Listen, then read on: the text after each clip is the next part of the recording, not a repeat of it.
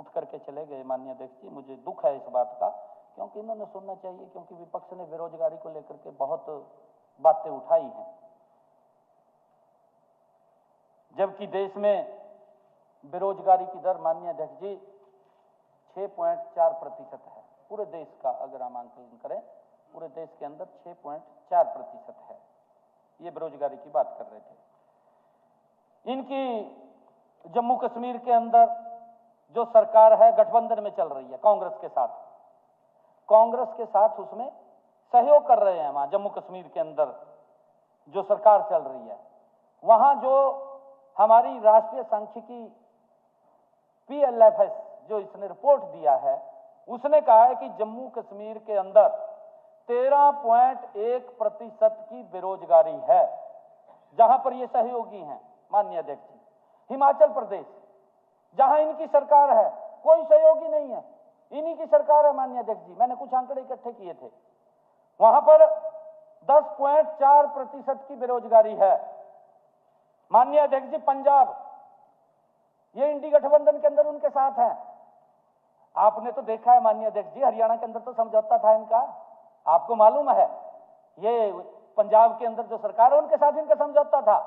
पंजाब की अगर हम बात करें 5.9% की बेरोजगारी है। और माननीय अध्यक्ष जी अगर हरियाणा की हम बात करें 4.7 की बेरोजगारी है। हम इससे वो नहीं करते, क्योंकि इसके पीछे बहुत बड़ा एक लंबा समय कांग्रेस का जो इतना कार्यकाल रहा, और ये बेरोजगारी की बात करते हैं, ये आंकड़ा इसके अंदर है, परंतु इन्होंने बिना सुने ही चले गए। क्योंकि इसके ऊपर मुझे एक शेर याद आ रहा है माननीय अध्यक्ष, बेरोजगारी के ऊपर इनके समय के अंदर क्या हालात होते थे। चश्मदीद अंधा बना, चश्मदीद अंधा बना, बहरा सुने दलील। माननीय अध्यक्ष जी, चश्मदीद अंधा बना, बहरा सुने दलील, झूठों का है दबदबा, सच्चे हुए जलील। ये हालात थी इनके समय के अंदर माननीय अध्यक्ष जी। जो बच्चा टॉप आता था उसको अपमान सहन करना पड़ता था कि मैं तो सिलेक्ट नहीं हुआ, कोई और सिलेक्ट हो गया। इस प्रकार की स्थिति थी माननीय अध्यक्ष जी इनके समय के अंदर। किस प्रकार का भेदभाव बढ़ता जाता था। ये बेरोजगारी के ऊपर बात करते हैं, इन्होंने तो माननीय अध्यक्ष जी बेरोजगारी के ऊपर बोलना भी नहीं चाहिए, जो इनके हालात रहे हैं। मैं अभी आपको बताना भी चाहूंगा माननीय अध्यक्ष जी, आगे इन्होंने जो जो कारनामे किए हैं उसके बारे में बताना चाहूंगा। माननीय अध्यक्ष महोदय, नीति आयोग की सभी नीतिगत निर्णयों के लिए राष्ट्रीय सांख्यिकी कार्यालय द्वारा किए गए सर्वेक्षण को ही PLFS मानता है। माननीय अध्यक्ष जी, ये नवीनतम रिपोर्ट ऑनलाइन भी उपलब्ध है, ये ऑनलाइन भी ले सकते हैं, परंतु इन्होंने अपनी एक एजेंसी बना रखी है, अपने तरीके से उसको पेश करते हैं। माननीय अध्यक्ष जी, हमने प्रदेश में बेरोजगारी हटाने के लिए ठोस प्रयास हमारी सरकार ने पिछले 10 वर्षों में किए हैं। न केवल सरकारी नौकरियां दी गई हैं, बल्कि निजी क्षेत्र में रोजगार के लिए युवाओं को कौशल विकास भी उनका किया गया है। मैं बताना चाहूंगा कि कांग्रेस ने अपने 10 साल के शासनकाल में केवल, माननीय अध्यक्ष जी ये फिर वही बात करते हैं, जब ये इस प्रकार की बातें उठाते हैं माननीय अध्यक्ष जी, हमें फर्ज है कि हमारे जो ये बात करेंगे उसका जवाब देना हमारा दायित्व है। और मैंने नाम लेकर के कि इन्होंने किसने क्या बोला है उसके बारे में मैंने नाम भी लिए हैं। इस व्यक्ति ने ये बोला है, इसने ये बोला है, मैं उसका जवाब दे रहा हूं माननीय अध्यक्ष जी। मैं अपनी तरफ से कुछ नहीं बोल रहा हूं, परंतु सुनने की क्षमता नहीं है माननीय अध्यक्ष जी। इन्होंने पिछले 10 वर्षों में अपने कार्यकाल में 86,000 युवाओं को नौकरी दी। किस आधार पर दी, पूरा हरियाणा जानता है, हर बच्चे को मालूम है, हर बच्चे के माँ बाप को मालूम है। जब नौकरी लगती थी, नौकरी की लिस्ट आने से पहले अखबारों में नाम छप जाते थे माननीय अध्यक्ष जी, और जब लिस्ट आती थी तो अखबार की क्रेडिबिलिटी बनती थी कि ये देखो मैंने जो कहा था वही हो गया, ये क्रेडिबिलिटी बनती थी अखबार की। माननीय अध्यक्ष जी, पहले छप जाता था और उसके बाद ये चर्चा उठती थी, माँ बाप बोलता था, बच्चा बोलता था कि इतना पैसा दे करके मुझे नौकरी लगी है। कोई और भी बोलता था माननीय अध्यक्ष जी, माँ बाप बोलते थे, जो पैसा देते थे, कोई जमीन बेच करके देता था, कोई गहने बेच करके देता था, कोई बैंक से लोन लेकर के देता था, कोई जमा पूंजी होती थी वहां से बैंक से निकलवा करके देता था। ये आम चर्चा चलती थी माननीय अध्यक्ष जी। ये हालात है, सुनने की क्षमता नहीं है इनके अंदर। माननीय अध्यक्ष जी, हमने अपने 10 साल के अंदर हरियाणा प्रदेश में जो नौकरियां दी हैं, बिना भाई भतीजावाद, बिना क्षेत्रवाद और बिना पर्ची खर्ची के हरियाणा प्रदेश के अंदर 1,75,000 नौकरियां दी। ये 26,000 के ऊपर उठ करके बाज गए माननीय अध्यक्ष जी, 26,000 पर उठ करके बाज गए। कहा जी हम सुन नहीं सकते, कहा ये तो अभी दी थी मैंने माननीय अध्यक्ष जी, पिछले 10 वर्षों में 1,75,000 इन जितनी नौकरियां इन्होंने दी, 2 गुना ज्यादा नौकरियां हमने 10 वर्षों के इनके कार्यकाल, जितना कार्यकाल इन्होंने किया उस कार्यकाल को अगर काउंट करें, 10 साल का हमारा, 10 साल का इनका, 2 गुना से ज्यादा नौकरी हरियाणा सरकार के अंदर हमने देने का पारदर्शिता के आधार के ऊपर हमारी सरकार ने किया है। माननीय अध्यक्ष जी, बेरोजगारी की बात करने वाले मेरे विपक्षी भाइयों की याददाश्त कमजोर है। वो उनको पता नहीं लगता कि हम क्या बोल रहे हैं, क्या नहीं बोल रहे, क्या कह रहे हैं, क्या नहीं कह रहे हैं। मैंने यही तो कहा था माननीय अध्यक्ष जी कि आप हिसाब मांगने चले हैं, वही हिसाब तो दे दिया हरियाणा की जनता ने, मैंने तो नहीं दिया, हरियाणा के लोगों ने हिसाब दिया। ये हिसाब मांग रहे थे, भाई अपने गिरेबान में जांग ले, हिसाब तो बाद में मांगना, परंतु अपनी तरफ तो देख ले भी मैंने क्या किया क्या नहीं किया। माननीय अध्यक्ष जी, लगता है कि ये अपना समय भूल गए हैं, जबकि किसी भी नौकरी का रिजल्ट जिसका मैंने कहा है वो अखबारों की सुर्खियां बनता था। आज प्रदेश का युवा इनके बहकावे में आने वाला नहीं है। माननीय अध्यक्ष जी, आपने तो स्वयं देखा है, आपके तो क्षेत्र की बात है जहां से आप चुनाव लड़ते हैं माननीय अध्यक्ष जी, किस प्रकार की ये बातें करते थे, ये बातें बोलते थे जो इनके प्रत्याशी चुनाव लड़ रहे थे कि हुड्डा साहब ने 2 लाख नौकरियों की बात कही है। माननीय अध्यक्ष जी, इस प्रकार की चुनाव लड़ रहे थे तब ये बातें बोल रहे थे कि हुड्डा साहब ने 2 लाख नौकरी देने की बात कही है। और इनके प्रत्याशी माननीय अध्यक्ष जी क्या क्या बात बोलते थे, ये बात बोलते थे कि मेरे हिस्से के अंदर 2,000 नौकरी आ रही है और मैं अपने हिस्से की नौकरी दूंगा। और गजब कर दिया एक ने तो माननीय अध्यक्ष जी, यूं कहा मेरे को 50 वोट दो, मैं 1 नौकरी दूंगा, कहा। कमाल कर दिया, जब सुन नहीं रहे हैं उठ करके चले गए। हद ही हो गई है इनकी। किस प्रकार से नौकरियों को इनके समय में बेचा जाता था, किस प्रकार की मंशा इनकी है कि कैसे फिर हम उसको बेचेंगे। माननीय अध्यक्ष जी, कुछ इनके प्रत्याशी ने तो यहां तक कहा कि आप अपना नंबर मेरे को दे दें चुनाव लड़ते हुए, कि आप मुझे अपना मोबाइल का नंबर मेरे को दे दें और उस नंबर के ऊपर आप मेरे को अपना रोल नंबर भेज देना, आपको नौकरी लग जाएगी। ये बातें कही इन्होंने। सुन नहीं रहे हैं माननीय अध्यक्ष जी। आज सुनने का मौका था कि हमने क्या क्या किया है। इनकी कैपेसिटी नहीं है माननीय अध्यक्ष जी सुनने की। बाहर का रास्ता दिखा दिया, 0 पे आउट कर दिए माननीय अध्यक्ष जी। खाता नहीं खुलिया, कैसे बैठे यहां पर, बैठने लायक नहीं रहे हैं माननीय अध्यक्ष जी। एक कांग्रेसी ने तो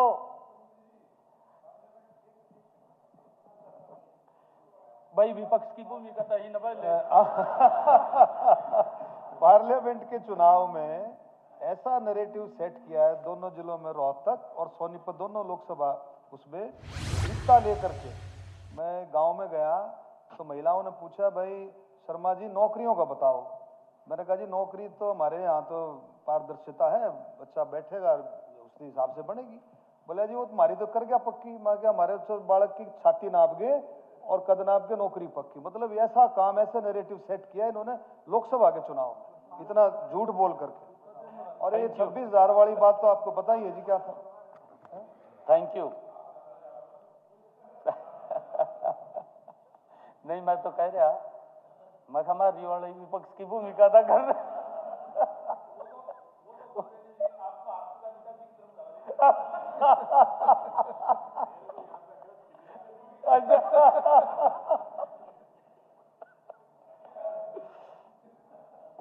माननीय अध्यक्ष जी, मुझे बड़ा दुख भी होता है।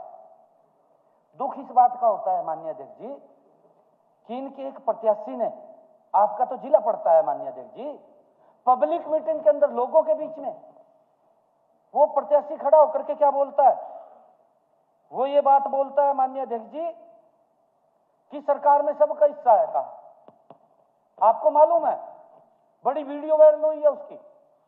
कहा सबका हिस्सा है सरकार में, मैं अपने रिश्तेदारों को खुश करूंगा।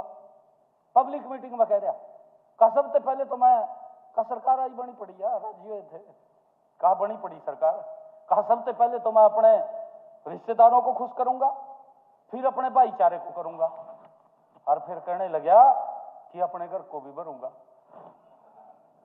कमाल कर दिया माननीय अध्यक्ष जी, इस प्रकार की सोच।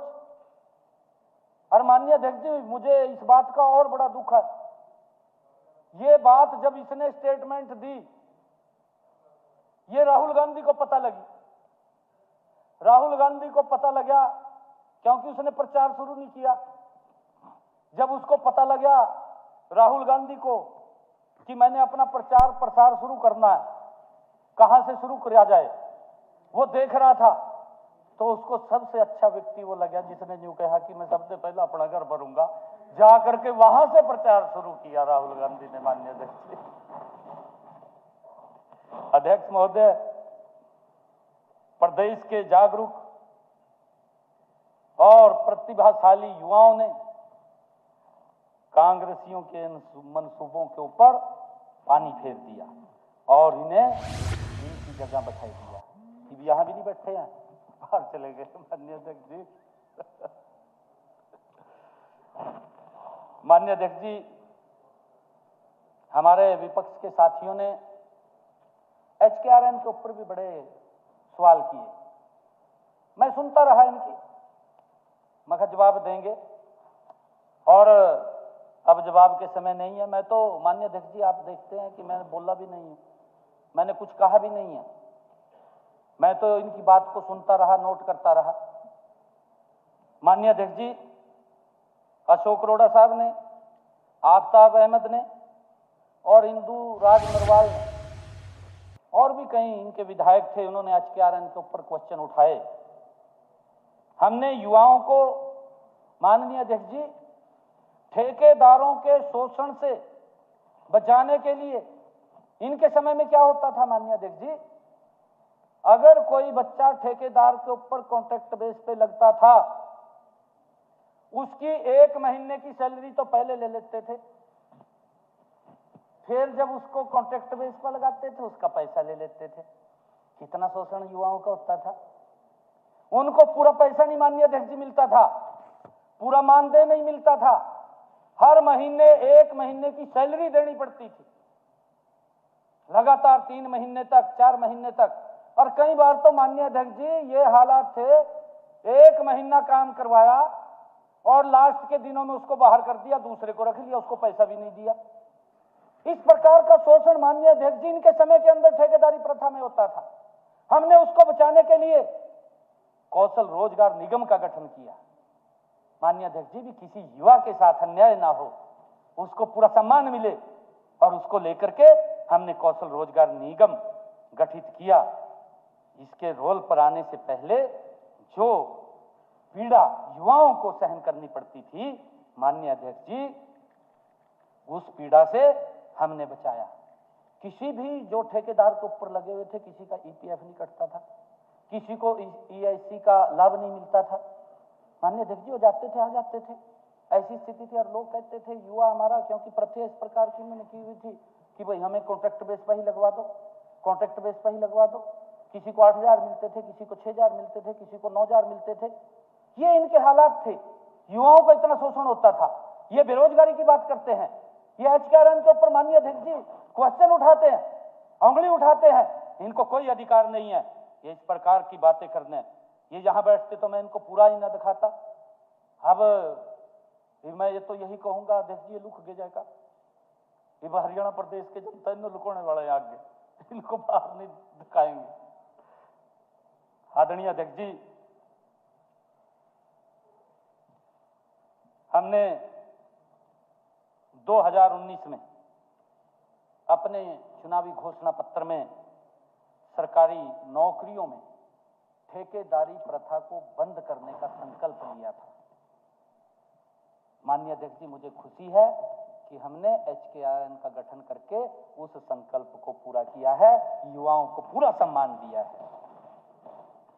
हमने अनुबंध आधार पर नियुक्त कर्मचारियों के कल्याण के लिए और अनुबंध आधार पर पारदर्शी ढंग से, माननीय अध्यक्ष जी, मानव हस्तक्षेप के बिना हुई नियुक्तियां करने के लिए हरियाणा कौशल रोजगार निगम का गठन किया है। निगम के पोर्टल पर उम्मीदवार की शिक्षा, अनुभव, हर चीज के नंबर हैं माननीय अध्यक्ष जी, और इन्हीं नंबरों के आधार पर कंप्यूटर से उम्मीदवारों की लिस्ट निकलती है जिनको हम HKRN में नियुक्त करते हैं। माननीय अध्यक्ष जी, निगम के तहत लगाए गए सभी अनुबंधित कर्मचारियों को EPF भी मिलता है, ESI का लाभ भी मिलता है, लेबर वेलफेयर फंड की सुविधा भी मिलती है। यही नहीं, कर्मचारियों का वेतन निगम द्वारा डायरेक्ट उनके बैंक के खाते के अंदर पहुंचाने का काम ये हमारी सरकार पहली बार किया है। नहीं तो उनको ऐसी कैश पकड़ा देते थे, आधे पैसे अपने पास रख लेता था ठेकेदार, आधे को न दे देता, वो भी बोलता नहीं था, इतना शोषण होता था। माननीय अध्यक्ष जी, हमने उन कर्मचारियों को जो HKRN के अंदर जो कर्मचारी नियुक्त हुए हैं, माननीय अध्यक्ष जी, उनको आयुष्मान भारत चिरायु योजना का लाभ भी देना हमने शुरू किया है। जिन हमारे परिवारों की वार्षिक आय 3 लाख रुपए तक है, ऐसे परिवारों को भी हमने इसके अंदर नॉमिनल चार्ज लेकर के इस योजना का लाभ उनको दिया कि 1500 रुपए वो देंगे और उनको 5 लाख रुपए तक का लाभ देने का काम ये हमारी सरकार ने किया है, मुफ्त में उनके साथ जोड़ने का काम किया है। माननीय अध्यक्ष जी, निगम द्वारा भर्ती किए गए युवाओं के लिए हमने सालाना 10 आकस्मिक अवकाश और 10 मेडिकल अवकाश का प्रावधान भी हमने हमारी सरकार ने किया है। आदरणीय अध्यक्ष जी, मुझे खुशी है कि हमने पिछले दिनों ही जो महिला दिवस के अवसर के ऊपर हर महीने एक अतिरिक्त विशेष अवकाश का प्रावधान भी हमने उसके अंदर किया है। महिला कर्मचारियों के लिए मातृत्व अवकाश की सुविधा भी हमने दी है। हरियाणा कौशल रोजगार निगम अब सरकारी क्षेत्र में, माननीय अध्यक्ष जी, अनुबंध आधार पर मैन पावर की नियुक्ति के लिए एकमात्र ये स्रोत बन गया है। कहीं किसी विभाग के अंदर किसी को किस प्रकार का स्किल व्यक्ति चाहिए, हमारे पास HKRN के पोर्टल के ऊपर पूरा का पूरा डाटा है। हम तुरंत वहां से उठा करके बिना किसी भेदभाव के उस विभाग को भेज देते हैं। किसी का कोई 5 पैसा नहीं लगता, किसी का कोई शोषण नहीं होता। माननीय अध्यक्ष जी, ट्रांसपेरेंसी आधार के ऊपर एक गरीब परिवार का बच्चा भी हरियाणा सरकार के अंदर काम करना शुरू कर देता है। ये व्यवस्था हमने खड़ी की है। माननीय अध्यक्ष जी, हमारी सभी भर्तियां पूरी पारदर्शिता के तरीके से हो रही हैं, बिना किसी मानवीय हस्तक्षेप के हो रही हैं। हमें गर्व है इस बात का। एक टेक इन वर्ल्ड ऑनलाइन प्रक्रिया द्वारा की जाती है। माननीय अध्यक्ष जी, इसमें उन उम्मीदवारों को भी वीरता दी जाती है, क्योंकि इनके समय के अंदर तो ये यहाँ नहीं बैठे हैं, आदमी की आंखों से आंसू आ जाते हैं। माननीय अध्यक्ष जी, अगर बात को सुन लें, हरियाणा प्रदेश का एक गरीब व्यक्ति जिसकी कोई पहुंच नहीं होती थी, जो किसी के पास जा नहीं सकता था, इनके समय के अंदर तो ऐसी स्थिति थी माननीय अध्यक्ष जी, गरीब व्यक्ति वोट दे देता था। अगर कोई उसको आवश्यकता पड़ जाए, इनके दफ्तर के अंदर नहीं घुस सकता था। माननीय अध्यक्ष जी, धक्के मार करके बाहर निकाल देते थे, बात नहीं सुनते थे, वोट ले लेते थे। माननीय अध्यक्ष जी, नौकरी की तो बहुत दूर की बात है, वोट लेकर के गरीब व्यक्ति को हरियाणा में नौकरी नहीं मिलती थी। इनके समय के अंदर ये हालात थी, परंतु इस HKRN पोर्टल के माध्यम से माननीय अध्यक्ष जी, इसके अंदर हमने ये सिस्टम किया है कि जिन परिवारों की आय 1 लाख रुपए से कम है, ऐसे परिवारों को चुन करके उस परिवार के अंदर रोजगार देने का काम इस HKRN पोर्टल के माध्यम से होता है, बिना भेदभाव के हो रहा है। माननीय अध्यक्ष, कोई हस्तक्षेप नहीं है माननीय। ये क्वेश्चन उठाते हैं, इनको अधिकार नहीं है माननीय अध्यक्ष जी ये बातें करने का, ये सुन नहीं सकते बातें, सुनने की इनके अंदर कैपेसिटी नहीं है, ये खोखले हो चुके हैं अंदर से, इनके पैरों तले जमीन नहीं है। माननीय अध्यक्ष जी, ये कैसे बैठे यहाँ पर? ये बैठ भी नहीं सकते, ये तो आरोप लगाने के लिए आते हैं, अपनी हाजिरी लगाने के लिए आते हैं। माननीय अध्यक्ष जी, बड़ी दुखदायी बात है, हमने 1 लाख से परिवार जिनकी इनकम कम है, ऐसे लोगों को चिन्हित किया।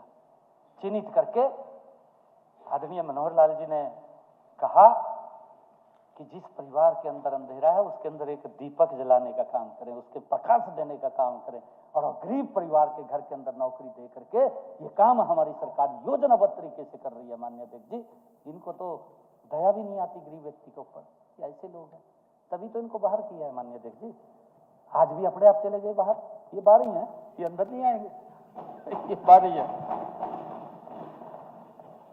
माननीय अध्यक्ष जी, हमने गत वर्ष से हरियाणा कौशल रोजगार निगम के माध्यम से प्राइवेट सेक्टर में भी हमने प्राइवेट सेक्टर में जो हमारी लिमिटेड कंपनियां हैं, हमने उनसे भी इस HKRN के माध्यम से उनको कहा है कि आप इस पोर्टल से ही आप युवाओं को ले सकते हैं, जिस प्रकार का स्किल युवा आपको चाहिए, आपको हम यहां से देने का काम करेंगे। इसके लिए उनका कौशल प्रशिक्षण भी किया जाता है तथा प्राइवेट सेक्टर में नियुक्त माननीय अध्यक्ष जी, नियुक्ति में मदद करने की सेवाएं भी हमने शुरू की हैं। हमने उनसे बातचीत की है कि आप हमारे HKRN पोर्टल से अगर आपको अपने फैक्ट्री के अंदर कोई युवा चाहिए तो आप यहाँ से ले सकते हैं, हमारे हरियाणा के लोगों को वरीयता उसके अंदर मिलेगी।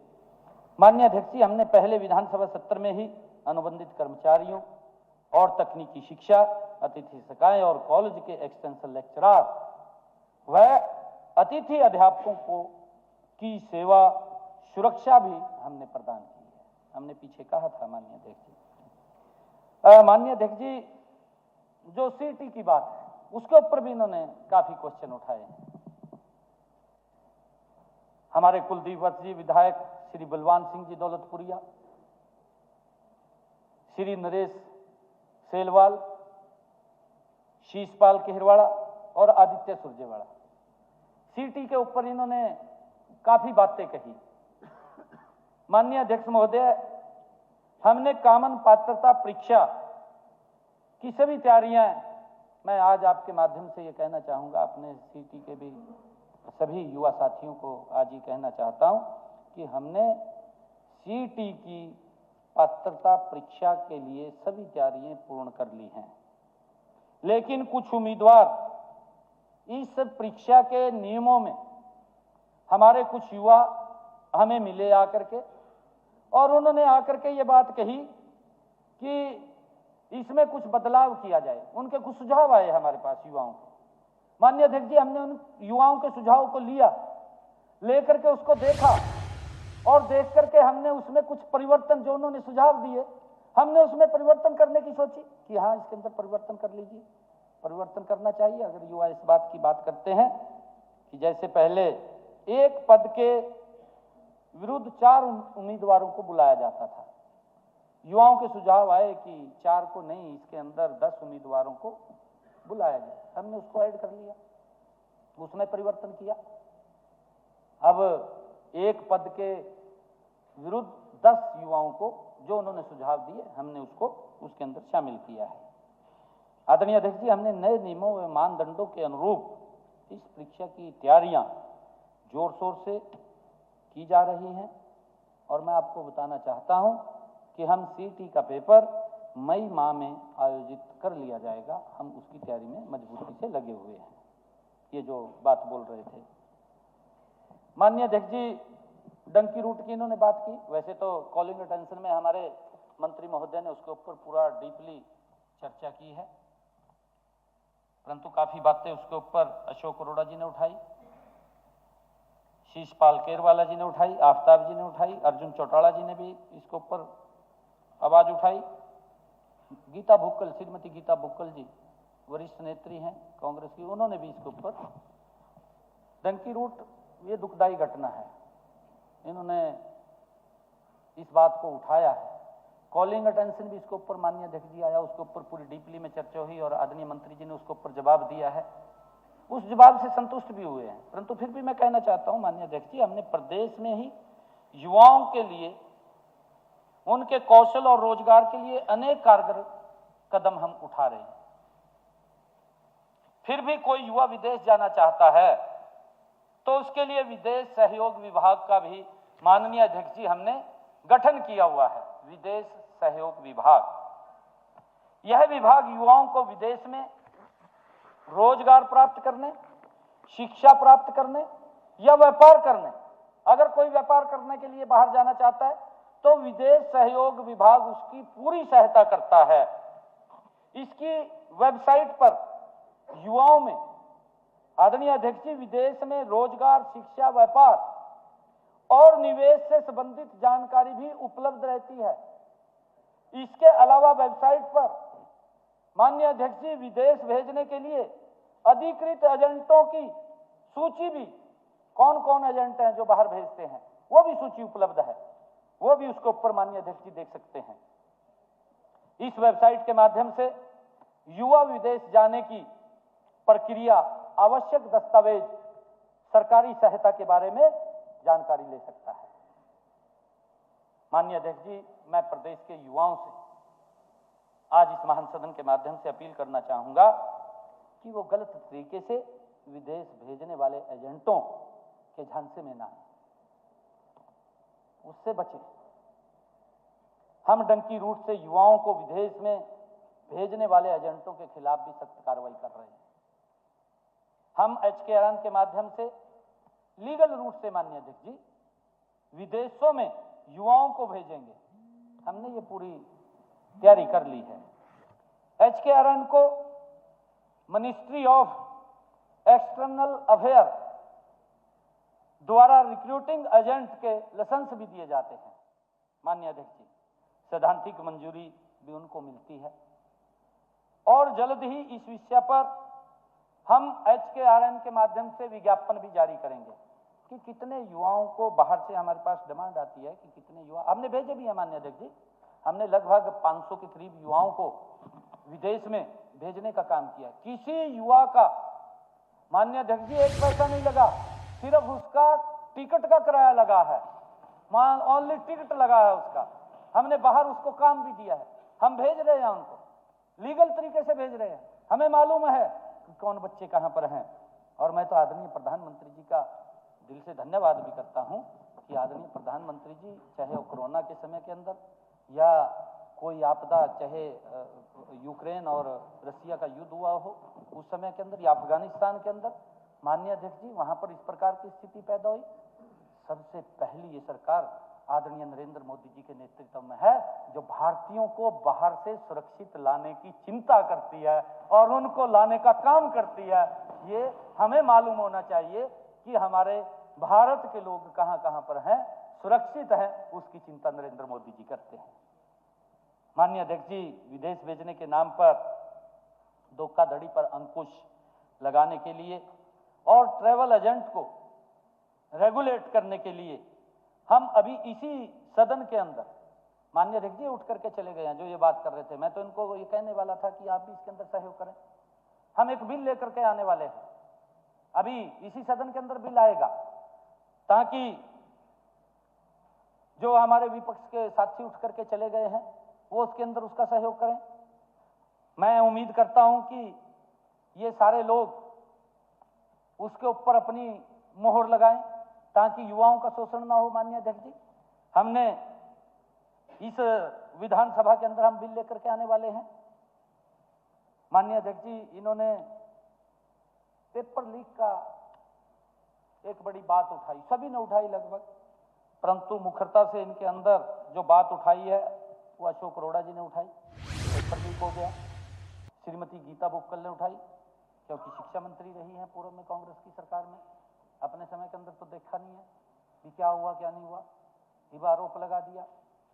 गीता बुक्कल ने बड़ी प्रखरता से उठाया, मामन खान ने उठाया, और सीसवाल केरवाल, रघुवीर कादियान, इतना वरिष्ठ नेता, मैं तो माननीय अध्यक्ष जी उनको दादा की उपाधि देता हूँ, ये दादा है, ये हमारे बुजुर्ग आदमी है, ठीक है, हमारा भी संरक्षण करते रहते हैं, मार्गदर्शन करते रहते हैं, हमें लेना भी चाहिए।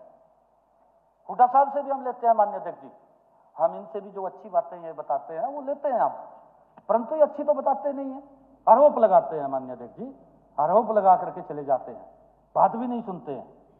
माननीय अध्यक्ष जी इन्होंने कहा कि पेपर लीक हो गया।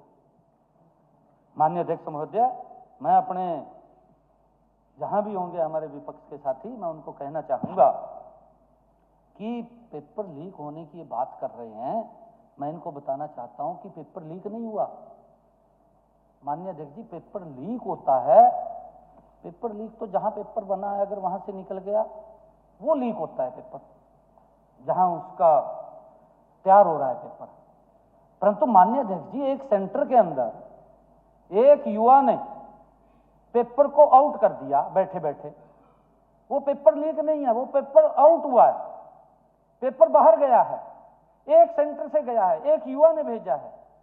और जब माननीय अध्यक्ष जी इस बात हमारे संज्ञान में आई, जब हमें यह पता लगा कि एक सेंटर से पेपर आउट हुआ है, मैं आपको बताना चाहता हूं माननीय अध्यक्ष जी, ये दो पेपर ऐसे थे, एक तो 27 फरवरी को 12वीं के अंग्रेजी के विषय और 28 फरवरी को 10वीं के गणित विषय की परीक्षा के दौरान पेपर परीक्षा केंद्र से बाहर गया है, भेज दिया किसी युवा ने।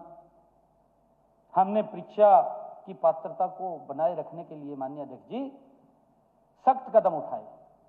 आज तक इनके समय के अंदर क्या हालात हुए हैं ये अपने गिरेबान में नहीं जानते, ये दूसरे के ऊपर आरोप लगाते हैं। माननीय अध्यक्ष जी, आरोप लगाना बहुत सरल है, परंतु करना बड़ा कठिन है। माननीय अध्यक्ष जी, मैं यह बताना चाहूंगा कि परीक्षा केंद्र से पेपर बाहर निकलने का मामला जो ही हमारे सामने आया, वैसे ही तुरंत हमने इस मामले पर सख्त कार्रवाई की। माननीय अध्यक्ष जी, हमने ऐसे परीक्षा केंद्रों में तैनात 7 इन्विजिलेटर और सुपरवाइजर को सस्पेंड करने के आदेश दिए और उसके साथ साथ उनके ऊपर एफआईआर दर्ज करने के आदेश दिए। हमने तुरंत संज्ञान लिया।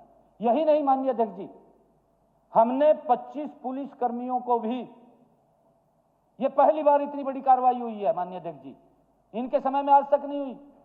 25 पुलिस कर्मियों को, पुलिस अधिकारियों को भी हमने निलंबित कर दिया। माननीय अध्यक्ष जी, मैं आज आपको बताना चाहूंगा कितनी बड़ी कार्रवाई हुई है, पहली बार कार्रवाई हुई है। हमने 4 डीएसपी रैंक के अधिकारियों को, 3 एसएचओ, 2 चौकी के इंचार्ज और 16 पुलिस कर्मियों को भी हमने उनको कार्रवाई की है, उनके ऊपर उनको सस्पेंड किया है।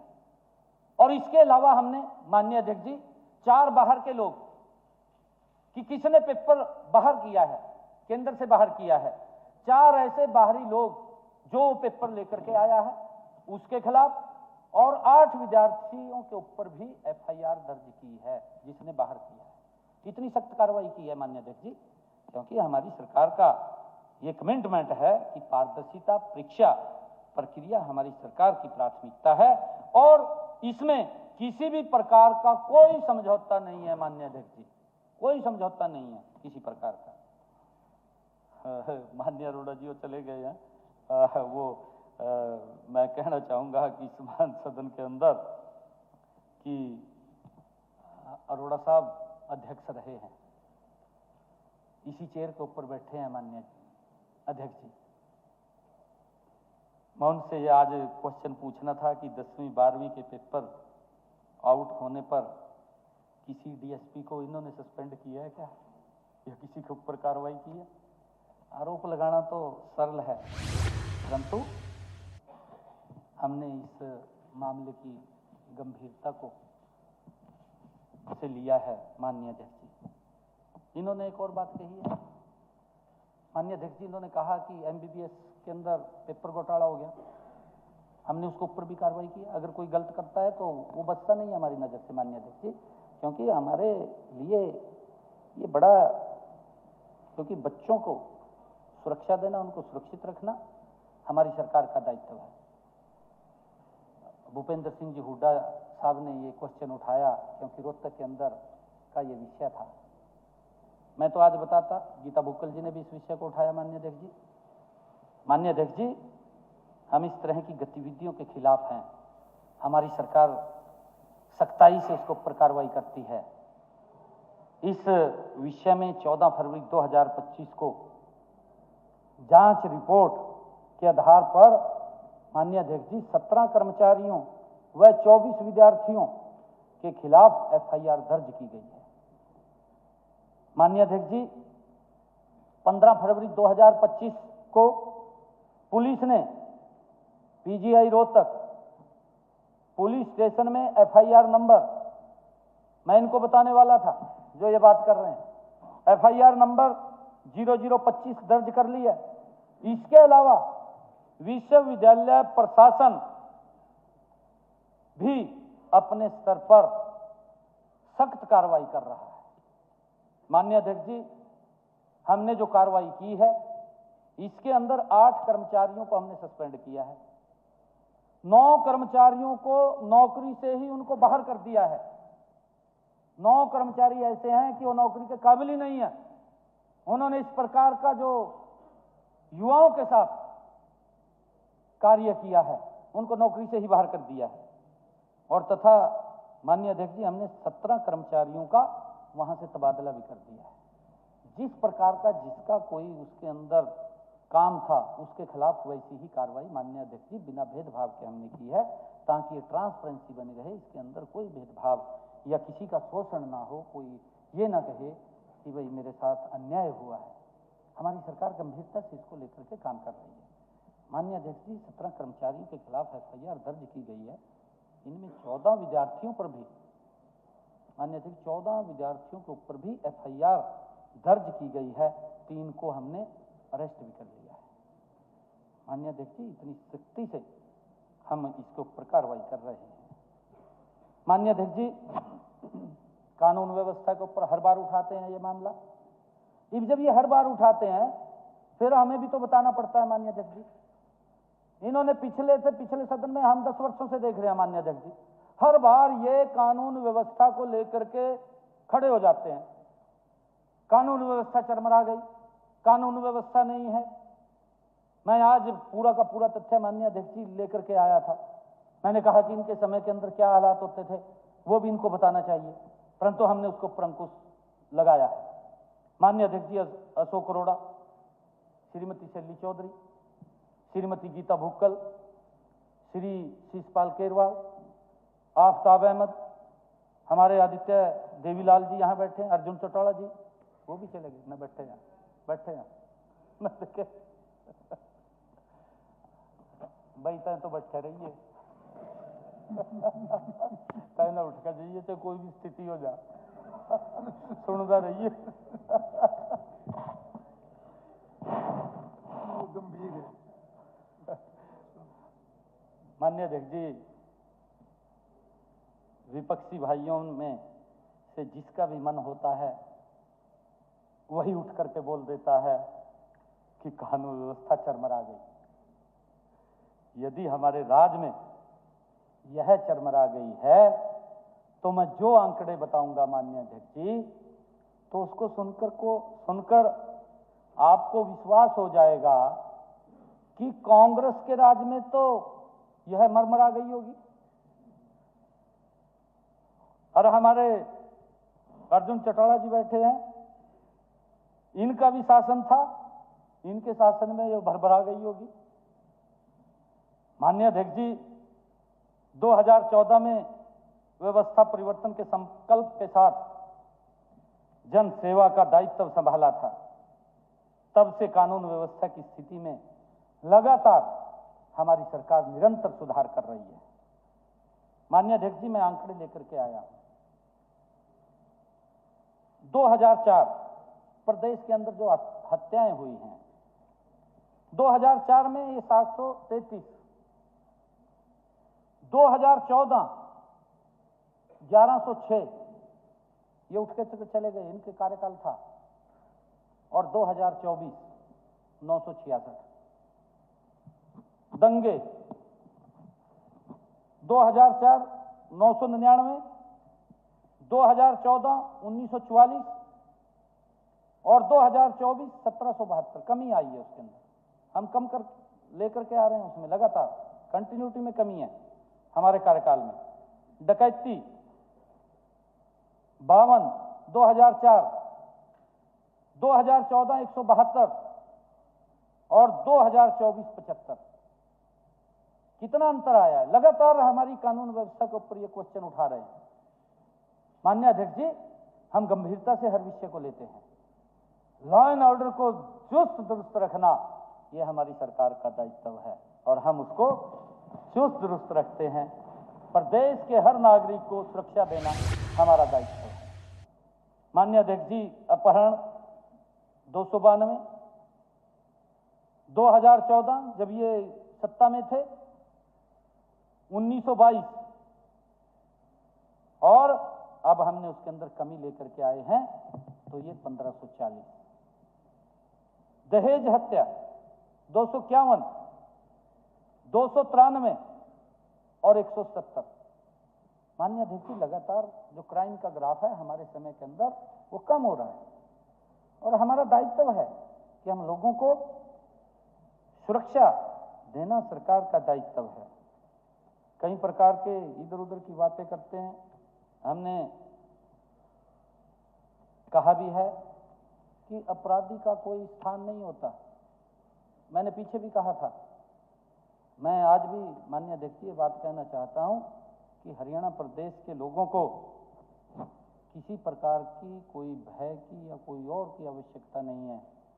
अगर कोई व्यक्ति किसी को डिस्टर्ब करने की कोशिश करेगा, हमारी पुलिस तुरंत सख्त एक्शन लेगी। आप उनको बता दीजिए, मेरी नजर है, मैं हर रोज पूछता हूं माननीय अध्यक्ष जी, मैं देखता हूं हर रोज कहां क्या बात हुई है, क्या नहीं हुई है। शाम को मैं सारा का सारा देखता हूं, मैं कईयों को तो फोन भी कर लेता हूं। माननीय अध्यक्ष जी, हमारी ड्यूटी है, हमारी सरकार का दायित्व है कि लोगों को सुरक्षा देना।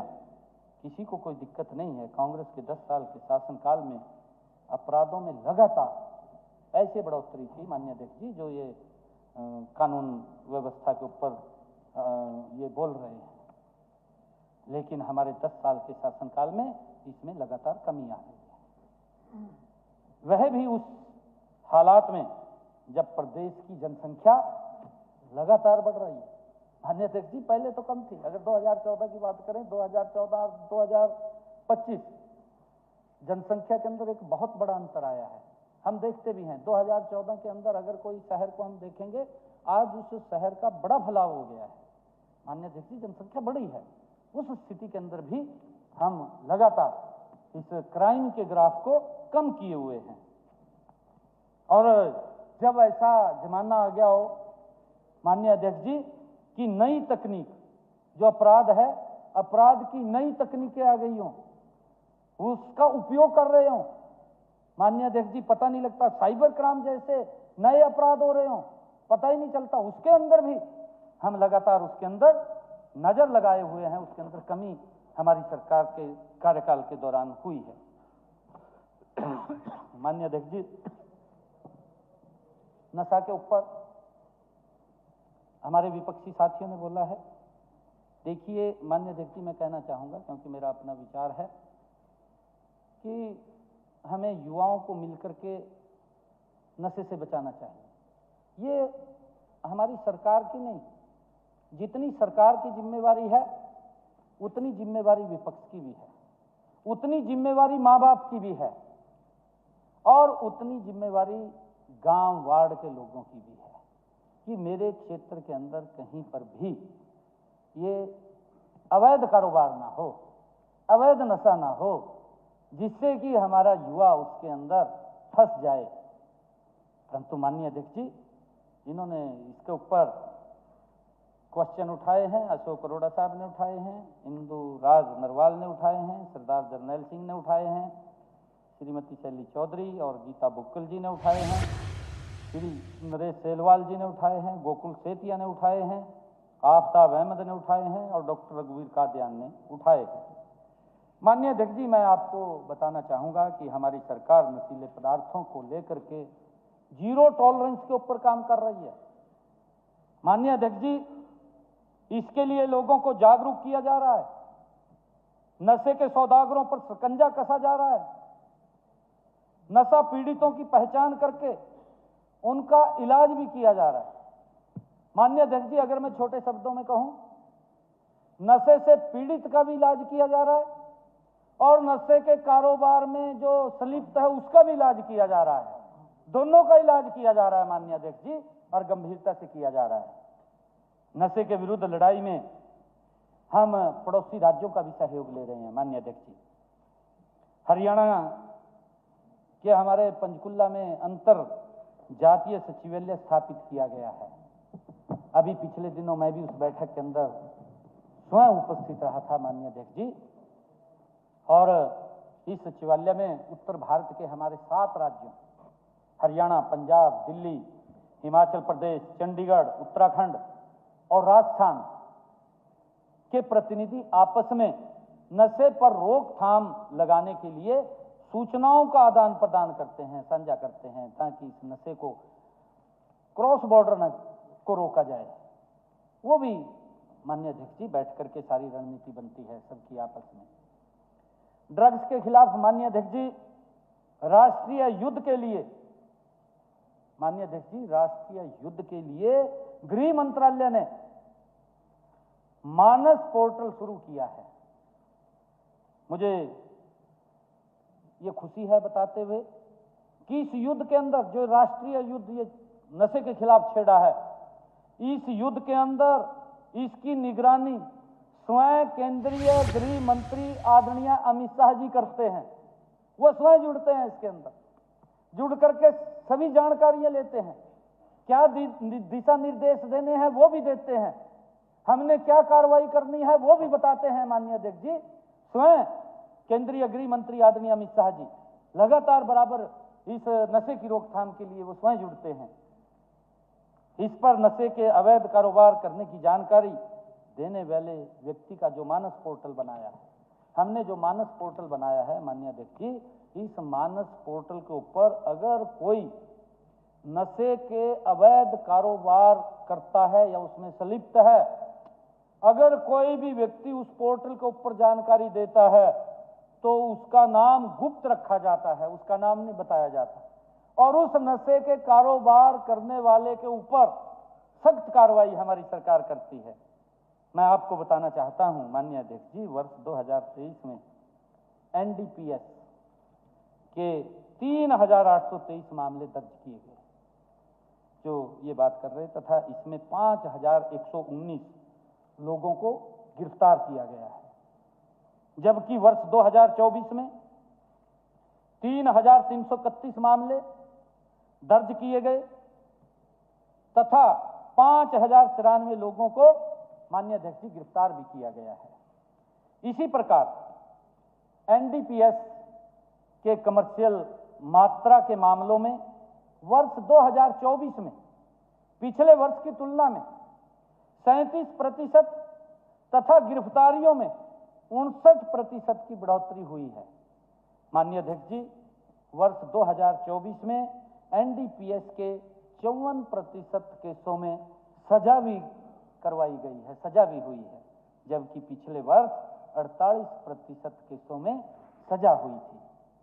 नशा तस्करों की लगभग 53 करोड़ रुपए की संपत्ति जब्त की गई है माननीय अध्यक्ष जी, तथा 111 संपत्तियों को गिराया भी गया है, उनको डिमोलिश किया गया है माननीय अध्यक्ष जी, उनको तोड़ा गया है जिन्होंने इस नशे के कारोबार में संलिप्त होकर के अवैध संपत्ति बनाई थी, उसके ऊपर हमारी सरकार ने सख्त कार्रवाई की है।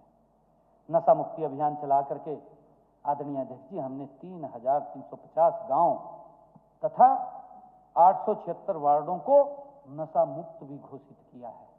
हम इसके ऊपर बड़ा अभियान चल रहा है और माननीय अध्यक्ष जी इसी प्रकार नशा करने वाले 7,523 लोगों की पहचान की है जो नशे के अंदर चले गए थे और उनका इलाज भी कराया है। माननीय अध्यक्ष जी, हमने उनका इलाज कराया है। ऐसे 7,523 जो हमारे डी एडिक्शन सेंटर पे हैं, नशा मुक्ति केंद्र है, उनके अंदर भेज करके 7,523 युवाओं को नशे से बाहर भी करने का काम हमने किया है। मैंने कहा है कि हम दोनों तरफ इलाज कर रहे हैं। हम जो नशे से पीड़ित है उसका भी इलाज कर रहे हैं, जो नशे में संपलित है उसका भी इलाज कर रहे हैं। दोनों तरफ हमारी सरकार काम कर रही है।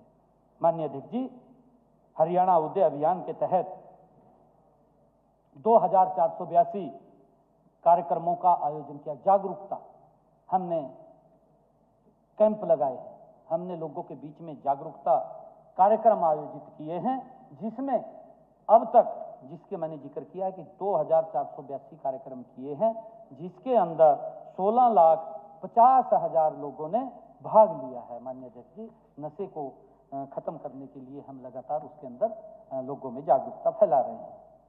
मैं ये भी बताना चाहूँगा माननीय अध्यक्ष जी कि हरियाणा ने पिछले 5 वर्षों में नशीले पदार्थों की तस्करी में लगे करीब 26,000 अपराधियों को जेल में भी डाला है। माननीय अध्यक्ष जी, पिछले साल ऐसे ही करीब 5,000 लोग गिरफ्तार हुए हैं। इनमें से करीब 1,000 बड़े तस्कर थे। माननीय अध्यक्ष जी, जिनमें से कमर्शियल क्वांटिटी में ड्रग्स की रिकवरी हुई है। माननीय अध्यक्ष जी, अपराधियों को सजा दिलाने के कार्य में तेजी लाने के लिए हमने फास्ट ट्रैक कोर्ट त्वरित FSL रिपोर्ट एवं अंडर ट्रायल मुकदमों की पैरवाई बड़े कारगर साबित हुए। माननीय अध्यक्ष जी, हम अंडर ट्रायल मुकदमों में सजा की दर को 41% से बढ़ाकर 54% करने में सफल हुए हैं। हमने इतनी गति से काम किया है। माननीय अध्यक्ष जी,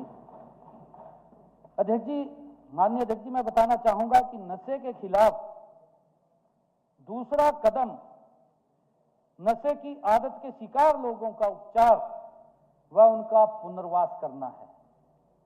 माननीय अध्यक्ष जी, इस दिशा में हमने हरियाणा में 161 नशा मुक्ति और परामर्श एवं पुनर्वास केंद्र भी खोले हैं। नशे के खिलाफ तीसरा कदम लोगों में जागरूकता फैलाना है। इसके लिए माननीय अध्यक्ष जी, हमने नशे के विरुद्ध जागरूकता पैदा करने के लिए संत महात्माओं, माननीय अध्यक्ष जी, स्वयंसेवी संस्थाओं, नागरिक संस्थाओं के साथ मिलकर के काम करने का हम कर रहे हैं। लोगों के अंदर ये जागरूकता फैला रहे हैं। हम युवाओं को भी नशे से दूर रखने के लिए खेलों को भी बढ़ावा दे रहे हैं। माननीय अध्यक्ष जी, मैं बताना चाहूंगा कि मेरी योजना में नशे के खिलाफ मुहिम में हमने निर्णय किया है। अभी क्योंकि लगातार कोड ऑफ कंडक्ट लग रहा था, हम सरपंचों से बात नहीं कर पाए। ग्राम पंचायतों एवं सरपंचों की भी सहभागिता सुनिश्चित हम इसके अंदर कराएंगे। इसके लिए हमने पूरी बड़ी परिकल्पना भी तैयार कर रखी है और अभी सेशन के बाद माननीय अध्यक्ष जी हमारी डेट भी फाइनल हो गई है। सभी सरपंचों को बुला करके इस नशे को हर गांव से जड़ से समाप्त करने की रणनीति योजना हमने बना ली है, ताकि कोई भी युवा इस नशे के कारोबार में संलिप्त ना हो। उसके लिए हमने पूरी प्लानिंग कर ली है। आदरणीय अध्यक्ष जी, ये हर बार यही लोग हैं जो बात को उठाते रहते हैं। पीछे भी इन्होंने उठाया था, अब भी उठा रहे हैं। जब ये उठाते हैं तो मेरा दायित्व तो बनता है कि मैं उसका जवाब दूं। माननीय अध्यक्ष जी, इन्होंने कहा कि जो हमारा हरियाणा पब्लिक सर्विस कमीशन है उसके अंदर पैसे का लेन देन हुआ है। पीछे भी उठाया है इन्होंने माननीय अध्यक्ष जी, हमने डीपली उसके ऊपर जवाब भी दिया है, अब भी उठाया है। मैंने कहा है कि इनके पास मुद्दा नहीं है, कोई अपनी तरफ देखते नहीं है, दूसरे के ऊपर आरोप लगाते हैं। माननीय अध्यक्ष जी, इन्होंने अशोक अरोड़ा साहब ने उठाया है। माननीय अध्यक्ष जी, मैं कहना चाहूंगा कि हमारी सरकार की ये संकल्प है, ये कटिबद्धता है कि बिना पर्ची बिना खर्ची के सिर्फ केवल काबिलियत पर ही भर्ती के अपने नारे पर पूरी तरह से हमारी सरकार कायम है, उसमें कोई किंतु परंतु नहीं। भर्ती प्रक्रिया की पवित्रता को बनाए रखने के लिए हर कदम पर माननीय अध्यक्ष जी हमारी कड़ी नजर है, एक एक बिंदु के ऊपर नजर है माननीय अध्यक्ष जी। ऐसा नहीं है जो ये इनके समय के अंदर चलता था, हम हर बिंदु के ऊपर, हर पहलू के ऊपर नजर रखते हैं, क्या चल रहा है क्या नहीं चल रहा है। इसी का परिणाम है माननीय अध्यक्ष जी कि हम भर्तियों के लिए करवाई जा रही प्रतियोगिता परीक्षाओं के पेपर लीक करने वाले गिरोह को, कि अगर किसी ने पेपर लीक किया है उसके खिलाफ भी जा करके, कहां से वो शुरू हुआ है वहां तक पहुंचे हैं और उनके खिलाफ कार्रवाई की है।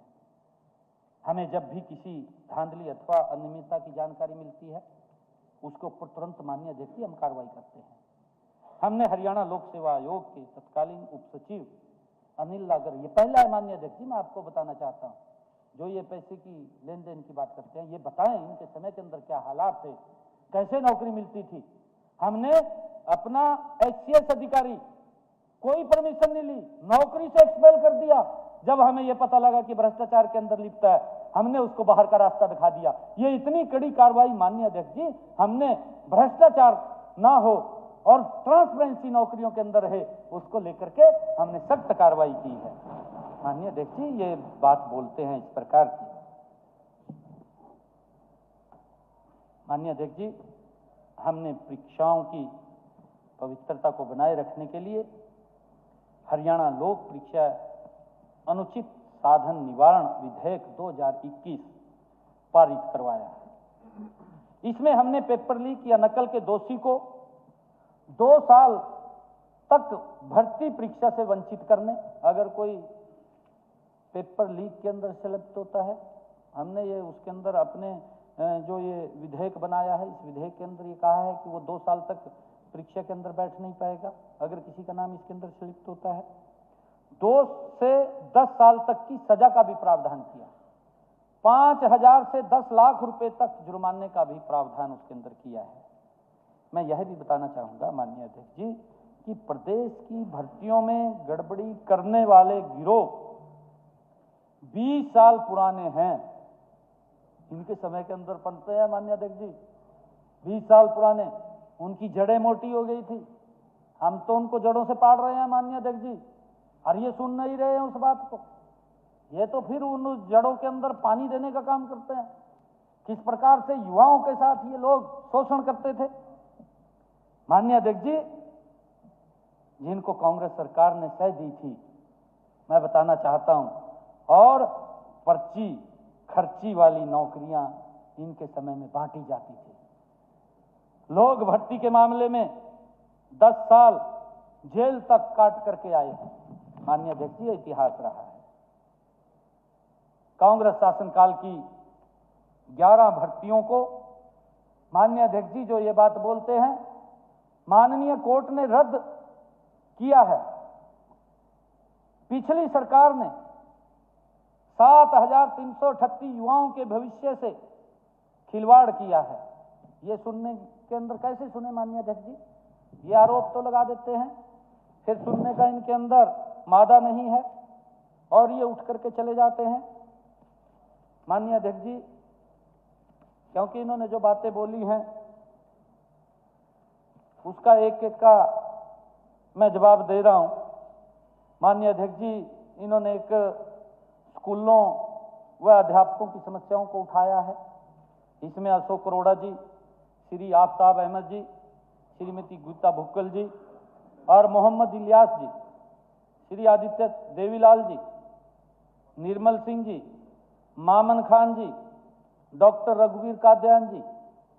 माननीय अध्यक्ष जी, विपक्षी भाइयों द्वारा लगाया गया यह आरोप बिल्कुल निराधार है कि हरियाणा के 294 स्कूलों में एक भी विद्यार्थी नहीं है। पता नहीं कहां से ले वहां माननीय अध्यक्ष जी आंकड़े काट करके बस आरोप लगा देंगे, फिगर का भी नहीं पता होता क्या है क्या नहीं है, आरोप लगा करके उठ का भाग जाएंगे जी। ये हालात है इनकी माननीय अध्यक्ष जी। मैं बताना चाहूंगा 28 ऐसे स्कूल हैं माननीय अध्यक्ष जी जिनमें एक भी विद्यार्थी नहीं है। इन सभी 28 स्कूलों के अध्यापकों का समायोजन हमने अन्य विद्यालयों में किया है। जिस स्कूल के अंदर माननीय अध्यक्ष जी अगर कोई बच्चा नहीं है पढ़ने के लिए, तो वहाँ जो टीचर हैं हमने उनकी दूसरे स्कूल में समायोजन किया है। इन 28 स्कूलों के भविष्य के बारे में कार्यवाही विचाराधीन है। माननीय अध्यक्ष जी, स्कूलों में शिक्षक नहीं होने के बारे में मैं बताना चाहूँगा कि हरियाणा राज्य के सभी राजकीय प्राथमिक तथा राजकीय माध्यमिक विद्यालयों में नियमित अतिथि हरियाणा कौशल रोजगार निगम आंतरिक व्यवस्था के तहत अध्यापक कार्यरत है। माननीय अध्यक्ष जी, जहां तक कॉलेज व यूनिवर्सिटी की बात है, मैं बताना चाहूंगा कि MIS पोर्टल के माध्यम से प्राप्त रिपोर्ट के आधार पर राजकीय महाविद्यालयों में 7,986 स्वीकृत पद हैं। इनमें से 5,422 पदों पर लेक्चरर कार्यरत हैं। माननीय अध्यक्ष जी, विभिन्न विषयों में सहायक प्रोफेसरों के ग्रुप बी के 2,424 पदों को भरने की प्रक्रिया हमने हरियाणा लोक सेवा आयोग को भेज रखी है। जल्दी ही उनके ऊपर भी भर्ती हो जाएगी। हमने किसी बात को छुपाया नहीं है। अगर कहीं कोई कमी है तो हमने उसकी व्यवस्था खड़ी की है। उसके माध्यम से हम ट्रांसपेरेंसी आधार के ऊपर हम उनको लगाने का काम करते हैं। माननीय अध्यक्ष जी, माननीय अध्यक्ष जी, हमारे आफ्ताब अहमद ने एक ये बात कही है कि नूंह में शिक्षकों का अभाव है। मैं बताना चाहूंगा कि नूंह जिले के छात्रों की गुणवत्तापूर्वक शिक्षा सुनिश्चित करने के लिए 30 अप्रैल 2012 को अलग से मेवात कैडर बनाया गया। इनके समय के अंदर तो माननीय अध्यक्ष जी कुछ भी नहीं था। हमने अलग एक मेवात का कैडर बनाया और उसके अंदर अलग कि वहाँ से टीचर्स जाएं, नहीं तो कोई जाता नहीं था। माननीय अध्यक्ष जी, मेवात के अंदर हम स्पेशल मेवात कैडर बना करके उसी के आधार के ऊपर वहाँ भर्तियाँ करते हैं। सारे खाली पदों को भरने की प्रक्रिया चल रही है। माननीय अध्यक्ष जी, PRT के 1456 पदों को भरने हेतु 9 अगस्त 2024 को मांग पत्र हरियाणा कर्मचारी चयन आयोग को भेजा जा चुका है। PGT के विभिन्न विषयों के 360 रिक्त पदों को भरने के लिए जुलाई 2024 में मांग पत्र हरियाणा लोक सेवा आयोग को भेजा जा चुका है। इनमें से 59 पदों पर अनुशंसा प्राप्त हो गया। हमने सिलेक्ट कर लिए हैं। माननीय अध्यक्ष जी, थोड़े दिनों में ज्वाइनिंग हो जाएगी। शेष पदों को हम जल्दी ही माननीय अध्यक्ष जी भर लेंगे। मुख्यमंत्री जी, आपके लिए पानी भेजा है, आप उसका सेवन कर सकते हैं। अध्यक्ष जी, पानी तो कांग्रेस ही पी रहे बाहर जाएगा।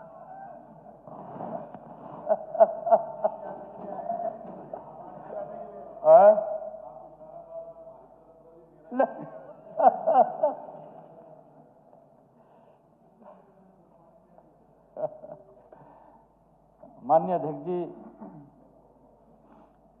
MSP पर धान की खरीद न होना, इसके ऊपर सवाल उठाए गए। अशोक अरोड़ा साहब ने उठाया, नरेश सेलवाल, सरदार जरनैल सिंह, विकास सहारण, अर्जुन चौटाला की MSP पर खरीद नहीं हो रही है। माननीय अध्यक्ष जी, जब ये क्वेश्चन करेंगे तो मेरा बताना फर्ज है। माननीय अध्यक्ष जी, किसान हित में हमारी नीतियों के केंद्र में है। हम किसानों की सभी फसलों पर MSP पर खरीद कर रहे हैं। वर्ष 2021-22 में पंजीकृत किसानों के खाद्यान्नों की सभी खरीद गतिविधियों और MSP पर भुगतान ई-खरीद पोर्टल के माध्यम से ऑनलाइन किया जाता है। माननीय अध्यक्ष जी, इनको मालूम है, उसके अंदर कोई भी वो नहीं है। आजकल ई-मंडी उससे खरीद वो कर रहे हैं, ई-खरीद पोर्टल से कर रहे हैं। किसानों को जो एग्जिस्ट गेट पास है, जब वो जारी होता है, माननीय अध्यक्ष जी, ये पहली ऐसी सरकार है जो अपने किसानों के हित में ध्यान रखती है कि उनको कोई दिक्कत परेशानी ना आए, 48 घंटे के भीतर एग्जिस्ट गेट पास कटने के बाद माननीय अध्यक्ष जी 48 घंटे के अंदर अंदर किसान के खाते के अंदर डायरेक्ट पैसा चला जाता है। और ये कह रहे एमएसपी पर खरीद नहीं हो रही, क्या ये किस प्रकार का आरोप लगा रहे? हमने कहा भी इनका तथ्य देखिए माननीय अध्यक्ष जी, क्या कैसी बातें करते हैं, शर्म भी आती है। कहा जी खाते में पैसा चला गया और आड़ती उसको किसान को बुला करके कहा वापस ले लेता है। भाई ये क्या तरीका है तेरा? सरकार खाते में पैसा दे रही है माननीय अध्यक्ष जी, किसान से कैसे वापस ले लेगा? उसके खाते में पैसा गया है माननीय अध्यक्ष जी। इनका तथ्य क्या है बताने का? क्या आरोप लगा रहे हैं? इनको समझ सब है, परंतु माननीय अध्यक्ष जी बोलने के लिए कुछ नहीं है, बचा कुछ नहीं है। ये हरियाणा के लोग देख रहे हैं, इनको पीड़ा ये नहीं है, पीड़ा तो कुछ और है। दर्द दिल्ली में निकलता है माननीय अध्यक्ष जी, पीड़ा यहाँ होती है, यहाँ से दर्द दिल्ली में होता है।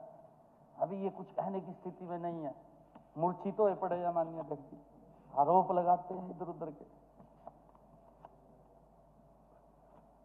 माननीय अध्यक्ष जी 21-22 से लेकर के अब तक सरकार द्वारा एमएसपी पर जो खरीद की गई है, किसानों के खाते के अंदर हमारी सरकार ने 1,25,000 करोड़ रुपया डायरेक्ट उनके खाते के अंदर डाला है। 1,25,000 करोड़ रुपया, किसी को इंतजार नहीं करना पड़ रहा। मैंने कहा है माननीय अध्यक्ष जी, जो एग्जिस्ट गेट पास है, जो ही वो कटता है 48 घंटे के अंदर किसान के खाते में पैसा चला जाता है। और माननीय अध्यक्ष जी अगर 48 घंटे में पैसा नहीं जाता तो हरियाणा सरकार ये पहली है कि किसान को ब्याज सहित पैसा देने का काम करती है। ये पहली बार हमारी सरकार ने किया है। माननीय अध्यक्ष जी 2014 में कांग्रेस के शासनकाल में 30,07,000, मैं उनके बारे में बता रहा हूं, वो लेके आया था मैं माननीय अध्यक्ष जी, ये आरोप लगा रहे हैं कि इनके कार्यकाल में क्या होता था। 2014 में कांग्रेस के शासनकाल में 30,07,000 मीट्रिक टन धान की खरीद की गई। 30,07,000 मीट्रिक टन, ये 2014 की बात है, कांग्रेस के समय की बात कर रहा हूं मैं माननीय अध्यक्ष जी। और 2024-25 हमारी सरकार में 53,99,000 मीट्रिक टन धान की खरीद की गई है। 53 लाख और इनके इसमें 30 लाख। माननीय अध्यक्ष जी ये भी 2 गुना हो गया। एमएसपी भी बढ़ा करके दे रहे हैं और किसान की ज्यादा फसल पैदावार हुई है उसको भी खरीदने का काम हमारी सरकार कर रही है। डबल तरीके से ये जो बात कर रहे हैं, इनके समय के अंदर तो किसान फसल भी नहीं उगा पाता था। इनकी किस प्रकार की नीतियां थी माननीय अध्यक्ष जी? माननीय प्रधानमंत्री जी ने प्रधानमंत्री कृषि सिंचाई योजना, जिसके ऊपर 80-90% तक सब्सिडी दे करके किसान के खेत के अंदर स्प्रिंकल इरिगेशन, ड्रिप इरिगेशन, माननीय अध्यक्ष जी पानी पहुंचाने का काम करते हैं। ज्यादा क्षेत्रफल के ऊपर पानी लगा है, मेरे किसान की पैदावार बढ़ी है और उसका परिणाम है कि 2014 में मेरा किसान 30,07,000 मीट्रिक टन उत्पादन करता था। आज मेरे हरियाणा का किसान 53,99,000 मीट्रिक टन धान का उत्पादन करता है, जिसको हरियाणा सरकार खरीद रही है, केंद्र सरकार आदरणीय मोदी जी खरीद रही है। इससे स्पष्ट है कि हमने 2 गुना से अधिक धान की सरकारी खरीद की है माननीय अध्यक्ष जी। वर्ष 2014 में कॉमन धान का एमएसपी, ये भी आपको मैं बताना चाहता हूं माननीय अध्यक्ष जी, 2014 में जो धान का एमएसपी था, इनको पूछना चाहिए, कमेटी के मेंबर भी थे माननीय अध्यक्ष जी, जो स्वामीनाथन जी ने कमेटी बनाई थी कि किसान को उसका लाभकारी मूल्य मिलना चाहिए। चौधरी भूपेंद्र सिंह हुड्डा उसके चेयरमैन थे उस कमेटी के। मुख्यमंत्रियों की कमेटी थी माननीय अध्यक्ष जी, सुझाव भी दिया था इन्होंने, पर मान्य नहीं सुझाव, डस्टबिन में डाल दिया माननीय अध्यक्ष जी। ये बात करते हैं 2014 में धान का एमएसपी 1,310 रुपए था माननीय अध्यक्ष जी, 1,310। प्रति क्विंटल, और जो ग्रेड ए था माननीय अध्यक्ष जी, अब जो ग्रेड ए है उसका भाव 2320 रुपये है। एमएसपी 2320 रुपये धान के ऊपर। इनके समय में 1310। कितनी बढ़ोतरी की है एमएसपी के अंदर। इन लोगों ने तो किसानों को भी बरगला दिया था माननीय अध्यक्ष जी। अब वो भूत रहे हैं उस बात को। कहा जी मोदी जी एमएसपी को बंद कर रहे हैं, एमएसपी को खत्म कर रहे हैं। माननीय अध्यक्ष जी, माननीय मोदी जी ने हर वर्ष किसान को एमएसपी बढ़ा करके दिया है। इसका तो उदाहरण हमारे सामने है माननीय अध्यक्ष जी। ये जो इनका एमएसपी था 2014 के अंदर 1310, 2024 अभी 25 का धान नहीं है, 2024 के अंदर था ये 2320। डबल एमएसपी दुगुना करके दिया है। कितनी बढ़ोतरी की है। इनका ये 55 साल का था, 55 साल सत्ता में रहे हैं माननीय अध्यक्ष जी। फिर ये कहेंगे भी आप पुरानी बातों को उठा रहे हैं, क्यों ना उठाए। 55 सालों में मेरे किसान को कांग्रेस ने 1310 रुपया एमएसपी दिया। नरेंद्र मोदी जी ने 10 वर्षों में 2320 रुपया एमएसपी दिया प्रति क्विंटल के हिसाब से। ये अंतर माननीय हमारी सरकार का है। माननीय अध्यक्ष जी, गति से काम करने वाली सरकार है, लोगों की अपेक्षाओं को ऊपर उतरने वाली सरकार है। माननीय अध्यक्ष जी, हमने किसान हित में तकनीकी सुधार करके, माननीय उपाध्यक्ष जी आप ही बैठ जाओ, एक जना तो बैठ जाओ।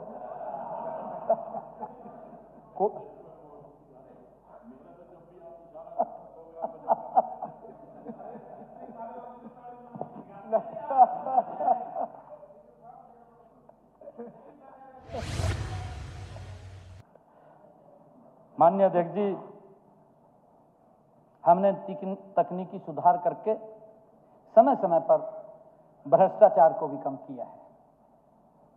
यदि कहीं ज्यादा बिल कटकर कम पैसे दिए जाने की शिकायत है, हमने कहा था माननीय अध्यक्ष जी इनको, उस समय शायद हमारे किसी माननीय मंत्री ने खड़ा होकर के जवाब दिया था इनको भी, अगर आपके पास कोई ऐसी शिकायत है कि भाई उसके खाते में पैसे डाल दिए और किसान को बुला करके उसके खाते से कटवा कर पैसे ले लिए, भाई तब लिखित रूप में दे दो, कोई तो होगा वो, और तो जानकारी है माननीय अध्यक्ष जी, उसके ऊपर कार्रवाई कर देंगे हम, दे तो दो, आरोप ना लगाओ इस प्रकार के।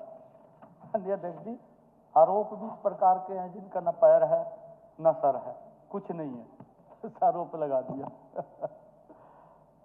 माननीय अध्यक्ष जी, हमारे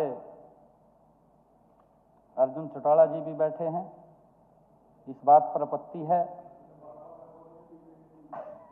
नहीं, ये तो परमिशन ले ली मैंने, नहीं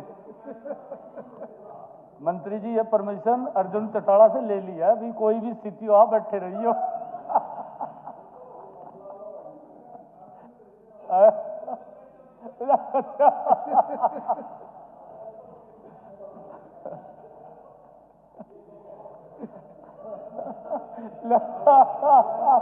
ये ठीक है,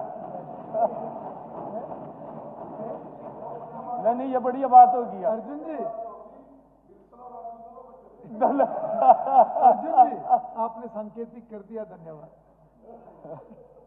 नहीं एक बात और है जी, आपने माननीय अध्यक्ष जी, मैं धन्यवाद करता हूं कि सांकेतिक कर दिया, परंतु कांग्रेस नहीं यहां रहेगी अब माननीय अध्यक्ष जी, यही आएंगे यहां पर मेरे ख्याल से।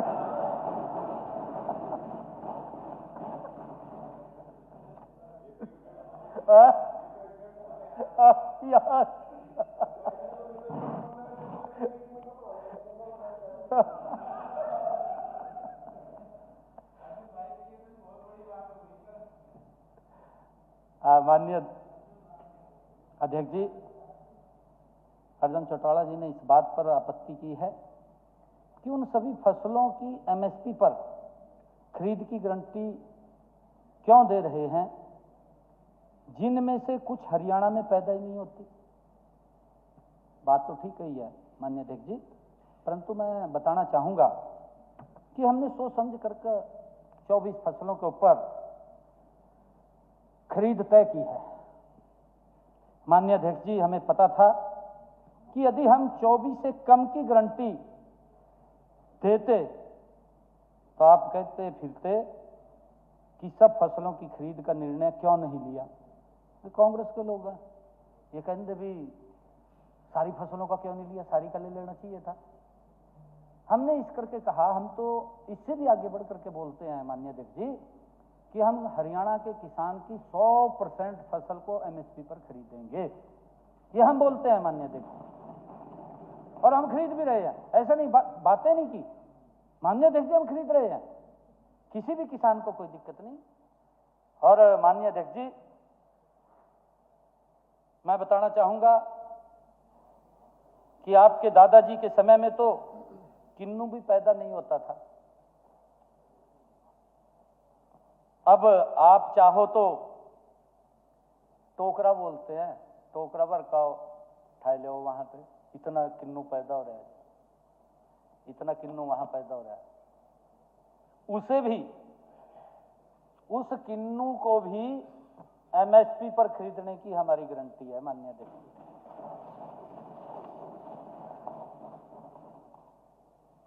माननीय अध्यक्ष जी खाद के बारे में बातें उठाई गई, पिछले सेशन में भी उठाई गई थी। पिछले सेशन के अंदर तो वॉकआउट भी कर गए थे, हमने फुल डिटेल में जवाब दिया। आज भी बाज गए जी अशोक अरोड़ा साहब और नरेश सेलवाल ने। माननीय अध्यक्ष महोदय मैं बताना चाहूंगा कि फसल बिजाई सीजन में हम यूरिया की पूरी व्यवस्था करते हैं, हम पहले ही कर लेते हैं माननीय अध्यक्ष जी, कोई कमी नहीं रहने देते।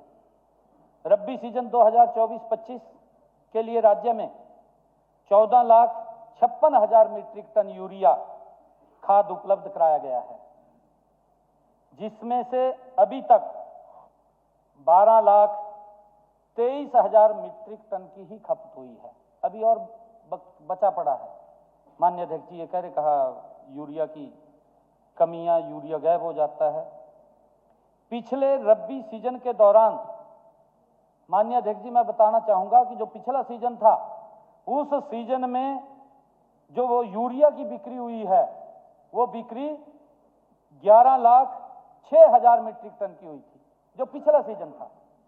माननीय अध्यक्ष जी हम पिछले सीजन को भी देखते हैं कि पिछले सीजन में कितना यूरिया किसानों ने लिया है, उस आधार के ऊपर हम आगे मांग करके डिमांड करके उसको मंगवाते हैं।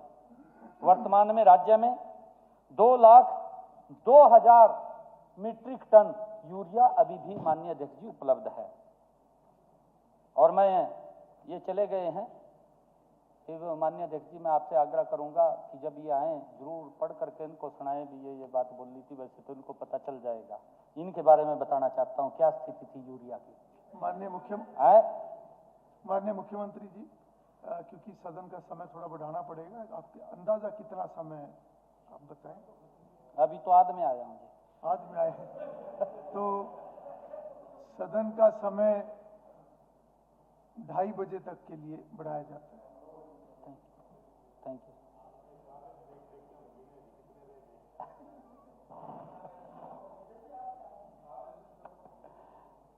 माननीय अध्यक्ष जी हरियाणा के किसानों को 2005 इनकी सरकार थी, 2006, 2007, 2008, 2009, 2010, 2011, 2012 और 2013 किसी भी वर्ष में इसी विधानसभा की कार्रवाई निकाल करके देख लीजिए माननीय अध्यक्ष जी, खाद की कमी का मुद्दा यहां गूंजता रहा है। माननीय अध्यक्ष जी हर साल बिजाई के मौके पर इनके समय में डीएपी उपलब्ध नहीं होता था और किसानों को ब्लैक में माननीय अध्यक्ष जी खाद खरीदनी पड़ती थी। ये हालात इनके समय में थे।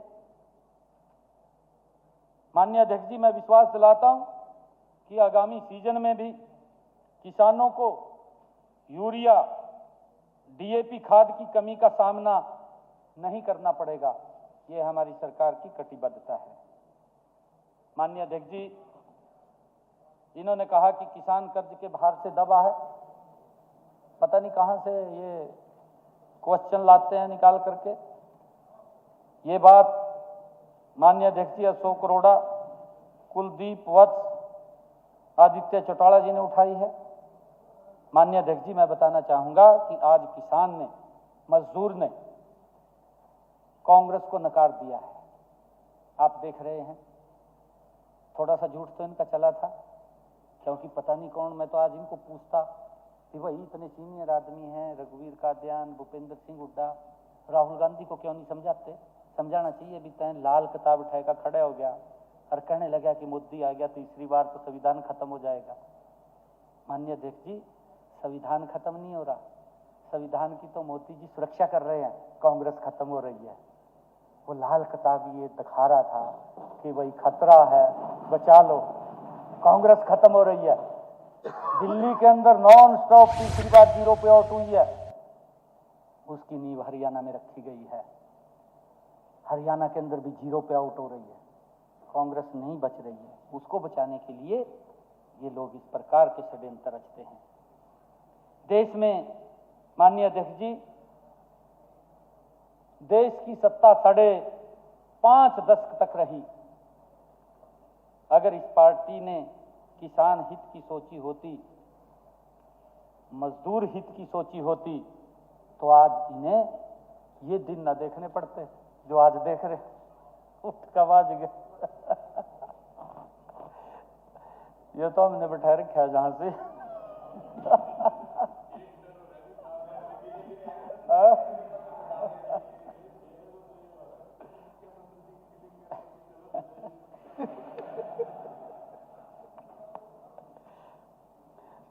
माननीय अध्यक्ष जी, हमारे अन्नदाता ने अपनी होड़ तोड़ मेहनत से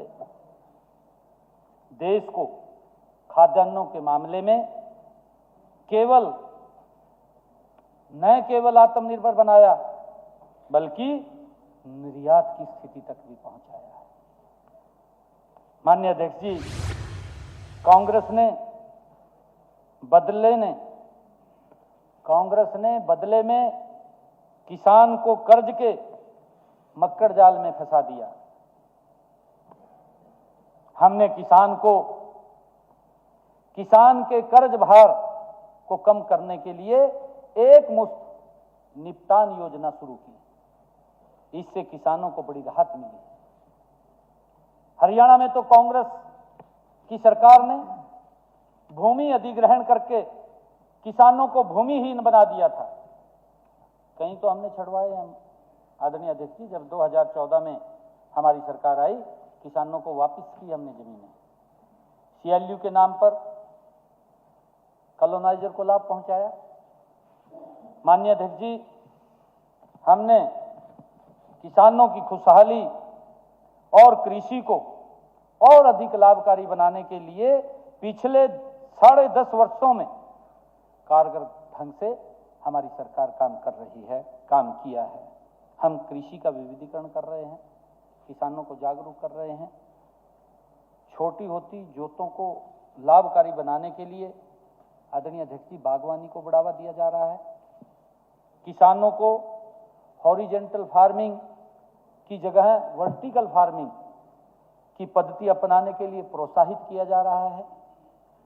माननीय अध्यक्ष जी, किसानों की प्राकृतिक प्रकोप से नष्ट हुई फसलें, उनकी भरपाई करने के लिए प्रधानमंत्री फसल बीमा योजना लागू की गई है। हमने मुआवजा राशि आदरणीय अध्यक्ष जी 10,000 रुपए से बढ़ा करके 15,000 रुपए हमारी सरकार ने की है प्रति एकड़। हमने 10 सालों में किसानों को मुआवजे के रूप में 14,300 करोड़ रुपए दिए हैं। मैं इनका भी बताता हूं माननीय अध्यक्ष जी। हमने पिछले 10 सालों के अंदर हरियाणा प्रदेश के किसान की फसल का अगर खराबा हुआ है, माननीय अध्यक्ष जी, 14,300 करोड़ रुपया किसान के फसल के खराबे का मुआवजा डायरेक्ट उसके खाते के अंदर पहुंचाया है। और अगर पिछली सरकार ने इनके कांग्रेस के 10 वर्षों के कार्यकाल में माननीय अध्यक्ष जी 1156 करोड़ रुपया मात्र मुआवजा दिया है। इन्होंने 10 सालों में 1156 करोड़ दिया है और हमने 10 सालों में 14,300 करोड़ रुपया किसानों को मुआवजे के रूप में पहुंचाने का काम किया है। एक बहुत बड़ा अंतर माननीय अध्यक्ष जी इसके अंदर दिखाई देता है। ये किसान हित की बात करते हैं, ये किसानों को बरगला तो सकते हैं, किसानों में झूठ तो फैला सकते हैं, उनको लाभ नहीं दे सकते, लंबे समय तक रहे। माननीय अध्यक्ष जी, इसमें से मैं बताना चाहूंगा 271 करोड़ रुपए का भुगतान हमारी सरकार ने वर्ष 2015 में किया। इनका बचाया था, इनके समय का रुका पड़ा था किसान का पैसा। आदरणीय अध्यक्ष जी, माननीय प्रधानमंत्री किसान सम्मान निधि, कैसे हम किसान को उसके ऊपर कर्ज का बोझ ना हो, उसको लाभकारी मूल्य मिले। माननीय अध्यक्ष जी, किसान को मजबूत करने का काम निरंतर हर पद के ऊपर हमारी डबल इंजन की सरकार कर रही है। माननीय अध्यक्ष जी, आदरणीय प्रधानमंत्री नरेंद्र मोदी जी ने प्रधानमंत्री किसान सम्मान निधि की 19 किस्तों में 20 लाख किसानों को हरियाणा प्रदेश के अंदर माननीय अध्यक्ष जी अब तक 6,203 करोड़ रुपया उनके खाते के अंदर पहुंचाने का काम हमारी सरकार ने किया है पिछले 10 वर्षों के अंदर। माननीय अध्यक्ष जी, मैं आपको बताना चाहता हूं कि 19 किस्तों के अंदर हमने किसानों को सीधा लाभ पहुंचाने के लिए ई खरीद पोर्टल के माध्यम से माननीय अध्यक्ष जी 9 सीजन में 12 लाख किसानों के खाते में एमएसपी की खरीद का फसल का, जो मैंने जिक्र भी किया था, 1,25,000 करोड़ रुपया उनके खाते में डालने का काम हमारी सरकार ने किया है। माननीय अध्यक्ष जी, अगर आप लोग देखेंगे, जब मैंने ये जिम्मेवारी ली थी, पिछले साल मानसून देरी से आया, मेरे किसान का काफी खर्चा हुआ, खर्चे के कारण उसके ऊपर अतिरिक्त प्रभाव खर्चे का पड़ा। हमने सोचा कि किसान को पूरे खर्चा नहीं पड़ना चाहिए। कितनी संवेदनशील सरकार ने काम किया है, और हमने निर्णय किया कि जो फसल के ऊपर अतिरिक्त लागत लगी है, जो उसका ज्यादा खर्चा हुआ है, हमने ये निर्णय किया, इस जो खरीफ की फसल थी, धान की फसल थी, उसके अंदर आदरणीय अध्यक्ष जी प्रति एकड़ 2,000 रुपया डायरेक्ट किसान के खाते के अंदर पहुंचाने का काम किया। 1,345 करोड़ रुपया हमने किसानों को देने का काम 2,000 रुपए प्रति एकड़ के हिसाब से, ताकि किसान के ऊपर अतिरिक्त प्रभाव ना पड़े, उसको लाभकारी मूल्य मिले, हमने देने का काम ये हमारी सरकार ने पहली बार हरियाणा के अंदर आदरणीय अध्यक्ष जी किया है। हम किसानों को पराली प्रबंधन को लेकर के भी जागरूक करते हैं। हमारी सरकार लगातार उसके अंदर पराली के उचित निपटान के लिए हाल ही में हमने किसानों को ये बात कही है कि आप पराली न जलाएं, उसके लिए सरकार भी आपको इंसेंटिव देगी अगर आप पराली नहीं जलाएंगे। 10,393 मशीनों के लिए, क्योंकि उनको चाहे रिपर है चाहे बेलर है, वो सब्सिडी के ऊपर देने का काम हमने किया है। 122 करोड़ रुपए की अनुदान राशि ये हमारी सरकार ने दी है, ताकि किसानों को पराली ना जलानी पड़े। उसके लिए उनको कोई संसाधन की आवश्यकता है, वो संसाधन उससे वो लेकर के उस पराली को ना जला सके। आदरणीय अध्यक्ष जी, 2019 से अब तक किसानों को फसल अवशेष प्रबंधन उपकरणों तथा धान के अवशेष प्रबंधन के लिए 1213 करोड़ रुपए प्रोत्साहन राशि के रूप में भी दिया गया है। 1,213 करोड़ रुपए। माननीय अध्यक्ष जी, अगर किसी किसान ने अपनी पराली को नहीं जलाया तो उसको 1,000 रुपए प्रति एकड़ के हिसाब से हम देते हैं। तो पराली ना जलाए, पराली को वो उठा करके कहीं और देते, उसके लिए हमने बिजली से यंत्र भी लगाए ताकि पराली को वहां बेच सके, उसको लाभकारी मूल्य मिल सके, और उसको हमारे किसान ने स्वीकार भी किया है। माननीय सर्वोच्च न्यायालय ने भी इसके ऊपर टिप्पणी की है। पंजाब सरकार को इस बात को लेकर के कहा भी है कि आप हरियाणा से कुछ सीख लीजिए, जो प्रबंधन उन्होंने किया है आप यहाँ अपनी किसानों के लिए प्रबंधन अवश्य करें। माननीय अध्यक्ष जी, बागवानी किसानों के लिए भावांतर भरपाई योजना शुरू की है। ऐसी योजना शुरू करने वाला हरियाणा देश का पहला राज्य है। माननीय अध्यक्ष जी, इसके तहत पिछले 10 वर्षों में 23,568 किसानों को भावांतर भरपाई, कोई आलू का किसान है, कोई अन्य सब्जी का, गोभी का किसान है, जो सब्जी का किसान है, ऐसे किसान का अगर जो खर्चा होता है बाजार में उसके कम दाम मिलते हैं तो उसकी भरपाई करने के लिए उसको ऊपर वजन न पड़े, उसकी भरपाई करने के लिए हमने भावांतर भरपाई योजना चालू की है। हरियाणा देश की पहली ऐसी योजना लेकर के आया है जिसके माध्यम से आदरणीय अध्यक्ष जी हमने 75 करोड़ 73 लाख रुपए प्रोत्साहन राशि डायरेक्ट किसान के खाते के अंदर पहुंचाने का काम किया है ताकि इसके ऊपर कोई अतिरिक्त प्रभाव न पड़े। माननीय अध्यक्ष जी,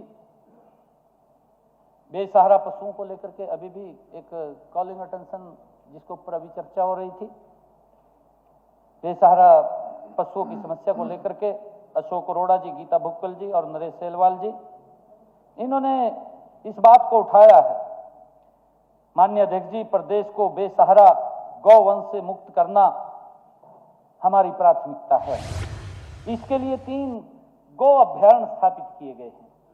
इनमें एक गांव नैन, जिला पानीपत, माननीय अध्यक्ष जी दूसरा गांव डुंडर, जिला हिसार और तीसरा जिला पंचकुला। आदरणीय अध्यक्ष जी 3 गौ अभ्यारण्य बनाए गए हैं। इनमें शेड, पानी व चारे की व्यवस्था की गई है। इसके लिए 8 करोड़ रुपए की राशि जारी भी की जा चुकी है। माननीय अध्यक्ष जी, इनमें लगभग 6500 बेसहारा गौवंश को आश्रय दिया जाता है। माननीय अध्यक्ष जी,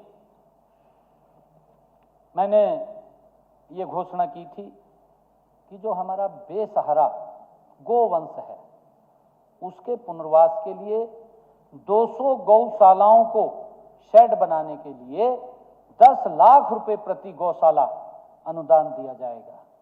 ऐसी 50 गौशालाओं में शेड बनाए जा चुके हैं। माननीय अध्यक्ष जी, मैं बताना चाहूंगा कि वर्ष 2014 तक हरियाणा में 215 पंजीकृत गौशालाओं में केवल 1,74,000 गौवंश था जो ये उठ करके चले गए। इनकी बात कर रहा हूं मैं माननीय अध्यक्ष जी। इनके समय के अंदर हरियाणा प्रदेश में 214 गौशालाएं पंजीकृत थी। जिन 215 गौशालाओं में 1,74,000 गौवंश था। माननीय अध्यक्ष जी, इस समय हरियाणा प्रदेश के अंदर पिछले 10 वर्षों में किस गति से हमारी सरकार ने काम किया है, नॉन स्टॉप काम कर रही है आदरणीय अध्यक्ष जी। 683 पंजीकृत गौशालाएं हैं, 3 गौ अभ्यारण्य हैं जिसकी मैंने चर्चा की है माननीय अध्यक्ष जी। इनमें 4,50,000 बेसहारा गौवंश पालन पोषण हो रहा है। माननीय अध्यक्ष जी, 4,50,000 गौवंश है इसके अंदर। वर्ष 2014-15 में हरियाणा गौ सेवा आयोग के लिए केवल 2 करोड़ रुपए आवंटित किए जाते थे। माननीय अध्यक्ष जी, हमने जन सेवा का दायित्व संभालने ते ही बजट को बढ़ाना शुरू कर दिया। मैं आपको बताना चाहता हूं कि मुझे खुशी भी है ये जान करके कि इस साल कुल बजट जो इनके समय के अंदर 2 करोड़ रुपए था। 2 करोड़ रुपए में तो माननीय अध्यक्ष जी कुछ भी नहीं होता। एक गौशाला का, बड़ी गौशाला का अगर गौ अभ्यारण्य के गौओं को चारे की बात करें तो मेरे ख्याल से 15 दिन भी चारा नहीं आता। ये जो बात करते हैं, हमने किस गति से काम किया माननीय अध्यक्ष जी। हमने इस बजट को बढ़ाया है। मुझे खुशी है कि आज इस साल कुल बजट 450 करोड़ रुपया हमने गौशालाओं के लिए ये दिया है माननीय अध्यक्ष। हम उसके ऊपर गति से काम कर रहे हैं कि एक भी बेसहारा गौवंश सड़कों पे ना हो। उसके लिए कानून भी बनाया, इसी विधानसभा में बनाया था माननीय अध्यक्ष जी। माननीय अध्यक्ष जी, हमने पंजीकृत गौशालाओं को पिछले 10 वर्षों में चारे के लिए लगभग 336 करोड़ रुपए का अनुदान दिया है। चारे के लिए जनवरी माह में गौशालाओं के लिए अभी पिछले दिनों माननीय अध्यक्ष जी 216 करोड़ 25 लाख रुपए की चारा अनुदान राशि भी स्वीकृत की जा चुकी है। अभी पिछले दिनों की है माननीय अध्यक्ष जी। इसके अलावा लगभग 350 शेड चारा गोदाम के निर्माण के लिए 30 करोड़ रुपए की अनुदान राशि भी दी गई है। माननीय अध्यक्ष जी, हमने पंचायतों की जो गोचारण भूमि गौशालाओं को देने की भी व्यवस्था की है। जो गोचरान की भूमि है वहाँ पर और कोई काम नहीं हो सकता, वो गौशालाओं को देने का निर्णय हमने किया है कि अगर वहाँ कोई गौशाला खोलना चाहता है तो उसके अंदर कुछ भाग में गौशाला खोले और कुछ में उनके चारे के लिए वो घास भी उत्पादन करें। माननीय अध्यक्ष जी, अशोक अरोड़ा द्वारा ये भी आरोप लगाया गया कि 10 साल हो गए हैं हमारी सरकार की, आपकी सरकार के अंदर एक भी सेक्टर नहीं कटा, सेक्टरों को लेकर के कि कॉलोनियां बन रही हैं। माननीय अध्यक्ष महोदय, मुझे खुशी है कि मेरे विपक्षी भाइयों को हरियाणा शहरी विकास प्राधिकरण की अब याद आ गई है। उनको तो याद ही नहीं आवा थी, उन्होंने तो खेल बनाए रखा था इसको। आपको मालूम है माननीय अध्यक्ष जी, यह वही प्राधिकरण है जिसकी नींव इनके समय में खोखली हो चुकी थी। वो पैरों पे भी नहीं था, ढांचा खड़ा था माननीय अध्यक्ष जी, अंदर कुछ भी नहीं था, खाली हो चुका था। इनके समय की बात है, ये सुन नहीं रही है, चले गए उठ करके। अगर कोई सुन रहा होगा तो लिख लेगा बात में, कल बता देगा। मैं बताना चाहूंगा माननीय अध्यक्ष जी, उस समय आपने किसानों को जमीन अधिग्रहण का डर दिखा करके उन्हें अपनी जमीन कौड़ियों के भाव बेचने के लिए इन्होंने ही मजबूर किया। मालूम है आपको माननीय अध्यक्ष जी, प्राधिकरण के सेक्टर बनने थे, जो जमीन इन्होंने एक्वायर की थी, एक्वायर तो इसके नाम से की थी कि हम सेक्टर बनाएंगे, सेक्टर बनाने के नाम के ऊपर एक्वायर की थी। इससे प्राधिकरण का काम बंद हो गया और यह घाटे में लगातार जाता रहा। हमने इस प्राधिकरण को घाटे से उभारने का काम आदरणीय अध्यक्ष जी किया है। अब यह शहरी संपदाओं में 40 सेक्टरों में भूमि अधिग्रहण कर रहा है। यह भूमि अधिग्रहण ई भूमि पोर्टल से हम करते हैं या लैंड पूलिंग नीति के माध्यम से माननीय अध्यक्ष जी ये किया जाता है। पहले चरण में पंचकुला के कोट बिल्ला शहरी परिसर में सेक्टर 14, 16, 22, पिंजौर कालका में सेक्टर 23 को पायलट प्रोजेक्ट के रूप में हम विकसित कर रहे हैं। आदरणीय अध्यक्ष जी, अरोड़ा साहब ने नगर निकायों में एससी वार्डों की संख्या घटाई गई है, ये भी आरोप लगाया है। पता नहीं कैसे आरोप लगाते हैं माननीय अध्यक्ष जी। मैं बताना चाहूंगा कि नगर निगमों के चुनाव हेतु अनुसूचित जाति के लिए सीटों वार्डों का आरक्षण हरियाणा नगर निगम अधिनियम 1994 की धारा 11 और 1 में वर्णित व्यवस्था अनुसार संबंधित नगर निगम में अनुसूचित जाति की संख्या जनसंख्या के अनुपात में किया जाता है। और आरोप लगा दिया, कहा जी इन्होंने एससी के वार्ड कम कर दिए। ये सारा का सारा माननीय अध्यक्ष जी इसके पैरामीटर्स बने हुए हैं। 2011 के SCCC डाटा को उठा करके उससे मिलान करते हैं, मिलान करके जहां जितनी जनसंख्या होती है उस आधार के ऊपर रिजर्व करते हैं। ये कह रहे कि आपने उसकी संख्या कम कर दी। अनुसूचित जाति की जनसंख्या का अनुपात निकालने के लिए नवीनतम जनसंख्या के आधार पर संबंधित नगर निगम की कुल जनसंख्या तथा उसमें अनुसूचित जाति की जनसंख्या के आंकड़े लिए जाते हैं। माननीय अध्यक्ष जी, यह व्यवस्था भारत के संविधान के अनुच्छेद 243T तथा अनुच्छेद 243P जी के प्रावधानों के अनुरूप है। माननीय अध्यक्ष जी, राज्य में सभी पालिकाओं के चुनाव इसी अनुसार अनुसूचित जाति के लिए सीटों वार्डों का आरक्षण किया गया है। अनुसूचित जाति के वार्डों के आरक्षण में कोई कमी नहीं आई है। ये खाली माननीय अध्यक्ष जी झूठ बोलने का इनके पास बड़ा एक टेंडर है, झूठ बोलते हैं ये। माननीय अध्यक्ष जी, अवैध कॉलोनियों की बात उठाई। अवैध कॉलोनी अशोक अरोड़ा जी और रघुवीर तेवतिया की अवैध कॉलोनियां बढ़ रही है। माननीय अध्यक्ष जी, मैं बताना चाहूंगा, हमारे 10 वर्षों के शासनकाल में अवैध कॉलोनियों पर पूर्ण रूप से नियंत्रण रहा है, पूर्ण रूप से नियंत्रण रहा। हम अवैध कॉलोनी कोई भी नहीं, हमने कहा है कि अगर 1 एकड़ के ऊपर कोई परमिशन लेकर के कॉलोनी काटना चाहे काटिए ना, उसका आप पूरा का पूरा मैप बना करके आप काटिए, उसके अंदर क्या क्या डेवलपमेंट के काम होंगे, कैसे रास्ते छूटेंगे, क्या वहाँ सीवरेज की व्यवस्था होगी, क्या वहाँ पर पानी की व्यवस्था होगी, वो सारी करिए, करके के आप काटिए, कोई आपत्ति नहीं है। हमने उसकी व्यवस्था की है। हमने उन कॉलोनियों को भी नियमित किया है जिन्हें हमारे से पहले के समय में मेरे विपक्षी भाई जो बोल रहे हैं आदरणीय अध्यक्ष जी फैलाकर चले गए थे। इनके समय में क्या हालात था माननीय अध्यक्ष जी, इनके समय के अंदर तो ये बोल देते थे ये फलाना व्यक्ति है, काट ले वही कॉलोनी जाएगा, कोई व्यवस्था नहीं थी। आप देख भी रही है माननीय अध्यक्ष जी, एक भी शहर ऐसा नहीं है जिस शहर के चारों तरफ कॉलोनियां ना, उनकी कोई रोड मैप नहीं है माननीय अध्यक्ष जी, उनकी कोई व्यवस्था नहीं है, अंदर गलियों के अंदर घुसा नहीं जाता था माननीय अध्यक्ष जी। और उनके रास्ते कितने संकीर्ण किए हैं इन्होंने, क्योंकि उसका रोड मैप नहीं था माननीय अध्यक्ष जी।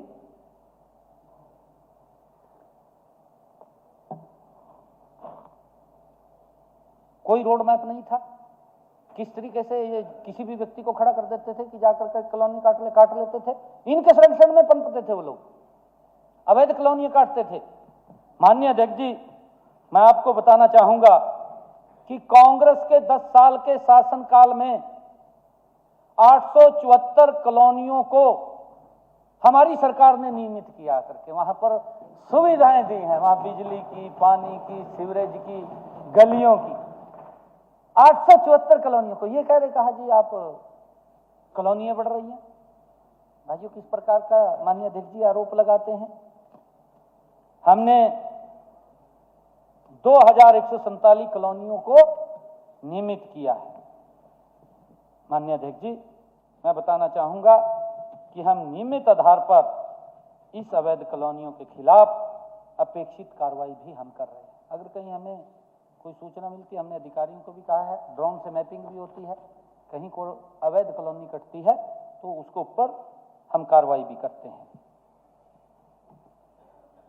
माननीय अध्यक्ष जी, जनवरी 2015 से अब तक ऐसी 6904 कॉलोनियों की पहचान की गई है।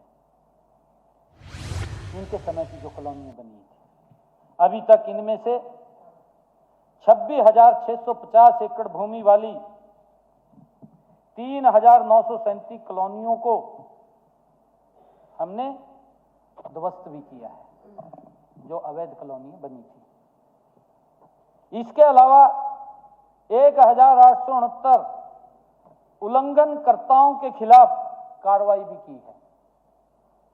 मैं बताना चाहूंगा कि हमने दीनदयाल आवास योजना के माध्यम से गरीब वर्गों को सस्ते आवास उपलब्ध भी करवाए हैं। माननीय अध्यक्ष जी, मैं बताना चाहूंगा कि इन्होंने ये सुन नहीं रहे हैं, ये पता नहीं अब उठ करके चले गए हैं। मुझे भी दुख हो रहा है क्योंकि कई इन्होंने सवाल ही ऐसे किए थे जिनका इनके सामने जवाब देना बनता था। माननीय अध्यक्ष जी, अब क्या करें। इन्होंने बीपीएल की बढ़ोतरी के ऊपर आरोप लगाए कि बीपीएल हो गए इतने, पिछले उसमें भी लगाए थे, हैं जी।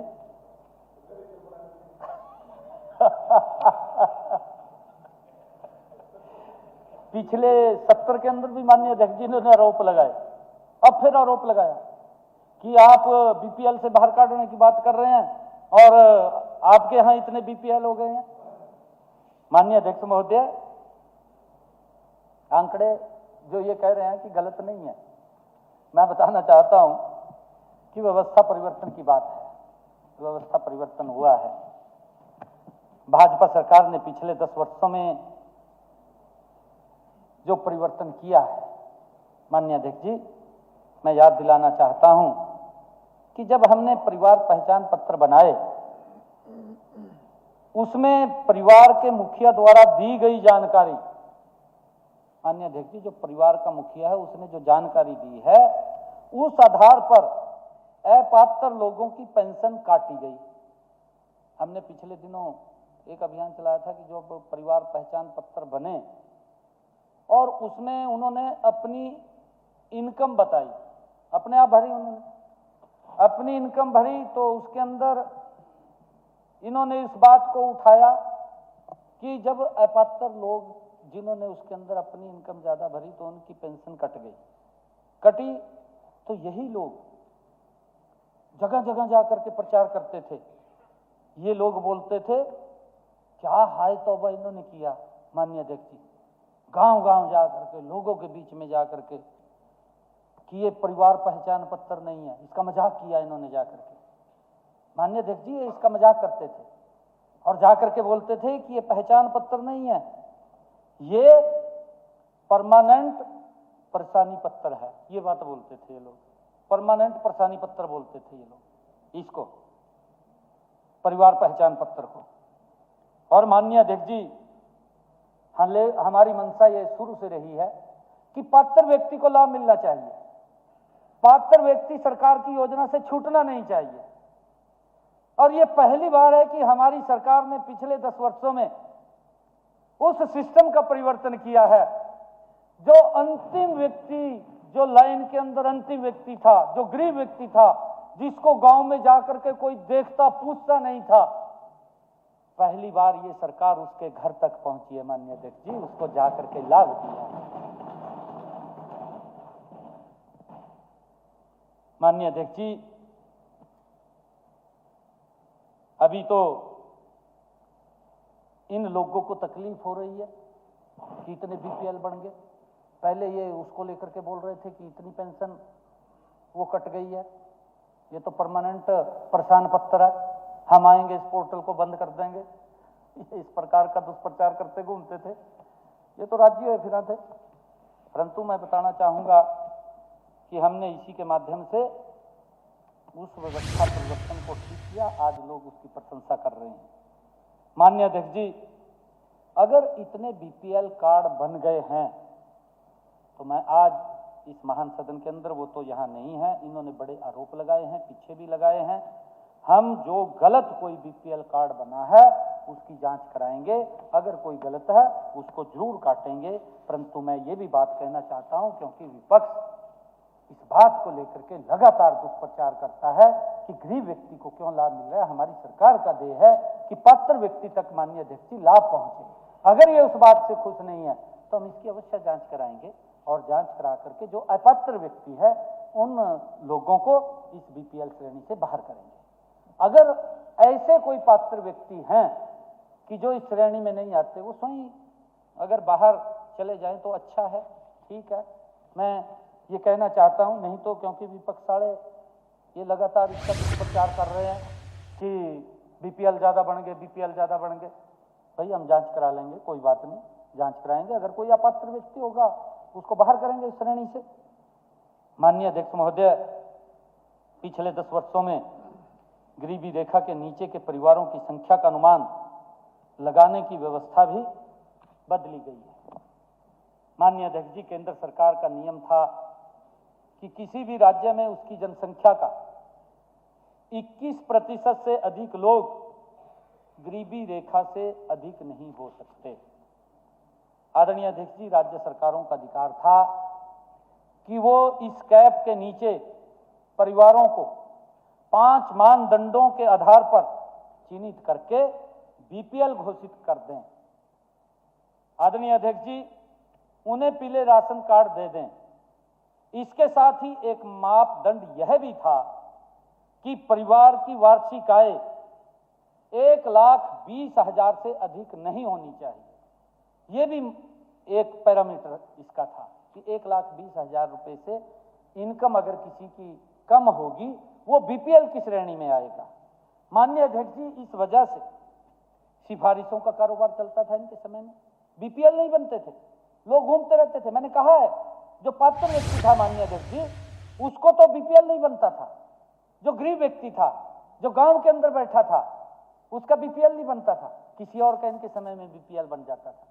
क्योंकि तो राजी कर देते थे, इसका कोई भक्त होता था उसका बना देते थे, ये भी नहीं देखते थे भाई इसके पास कोठी भी है, कार भी है, सारा कुछ है, इसको आवश्यकता नहीं, क्योंकि इसकी जरूरत अगर किसी को है उस व्यक्ति को है जिसके पास संसाधनों की कमी है। सरकार उसके साथ खड़ी है। और हमारी सरकार का ये ध्येय है कि गरीब व्यक्ति के साथ कंधे से कंधा मिला करके चलने वाली ये नरेंद्र मोदी की सरकार और ये डबल इंजन की सरकार गरीब व्यक्ति के साथ खड़ी है। माननीय अध्यक्ष जी, उनको नीचे नहीं होने देगी, उनको नीचे नहीं होने देगी, उनके कंधे से कंधा मिला करके चलेगी, उनको आगे बढ़ाने का काम करेगी। माननीय अध्यक्ष जी, मैंने कहा है कि उसकी 1,20,000 से अधिक आय की एक कैप थी, भी वो भी उसका एक पैरामीटर था, भी वो नहीं होना चाहिए। परंतु माननीय अध्यक्ष जी, मैं आपको बताना चाहता हूं कि बीपीएल में जनसंख्या की सीमा से 1,20,000 रुपए की आय सीमा से गरीब व्यक्ति को हमारी सरकार ने मुक्ति दी है। यही नहीं माननीय अध्यक्ष जी, हमारी सरकार ने, आदरणीय मुख्यमंत्री जो पूर्व में इसी सदन के अंदर मनोहर लाल जी ने उस व्यवस्था का परिवर्तन किया, उन्होंने जिन परिवारों की आय 1,20,000 रुपए थी, जो केंद्र का एक पैरामीटर था माननीय अध्यक्ष जी, उसको बढ़ा करके 1,80,000 रुपए कर दिया। और माननीय अध्यक्ष जी, जब वो 1,80,000 रुपए उसका पैरामीटर किया तो बीपीएल की संख्या तो स्वाभाविक था, क्योंकि जो 1,20,000 का पैरामीटर था वो बढ़ करके 1,80,000 हो गया। 1,80,000 हुआ तो बीपीएल की संख्या बढ़ गई, जिसका ये रोना रो रहे हैं। ये बोल रहे हैं कि इतने बीपीएल हो गए हैं, इतने गरीब हो गए हैं, आप तो गरीबी रेखा से बाहर निकालने की बात कर रहे हैं। हमने लोगों को मजबूत किया, गरीबी रेखा से बाहर निकालने का काम हम लगातार हमारी सरकार कर रही है। एक क्षेत्र के अंदर नहीं, माननीय अध्यक्ष जी, मुख्यमंत्री परिवार उत्थान योजना, उसके माध्यम से भी हम गरीब लोगों को चिन्हित करके उनको कारोबार कराते हैं, उनको बैंक से पैसा दे करके उनको आगे बढ़ाने का काम एक योजनाबद्ध तरीके से हमारी सरकार करती है। हर दृष्टि से अलग अलग क्षेत्र के अंदर हमारी सरकार काम कर रही है, परंतु इनको तो इस बात का ज्ञान भी नहीं है, इनको पता नहीं है कि कैसे व्यक्ति को गरीबी से बाहर निकाला जाए। विरोध करते हैं, और अगर ये विरोध कर रहे हैं तो मैंने कहा है विपक्षी साथी अगर विरोध करते हैं तो हम इसकी जांच कराएंगे। अगर जो इसके अंदर अपात्र व्यक्ति होगा तो उसको बाहर करेंगे। ये कांग्रेसी भाई नहीं चाहते कि किसी गरीब व्यक्ति को सुविधा मिले। माननीय अध्यक्ष जी,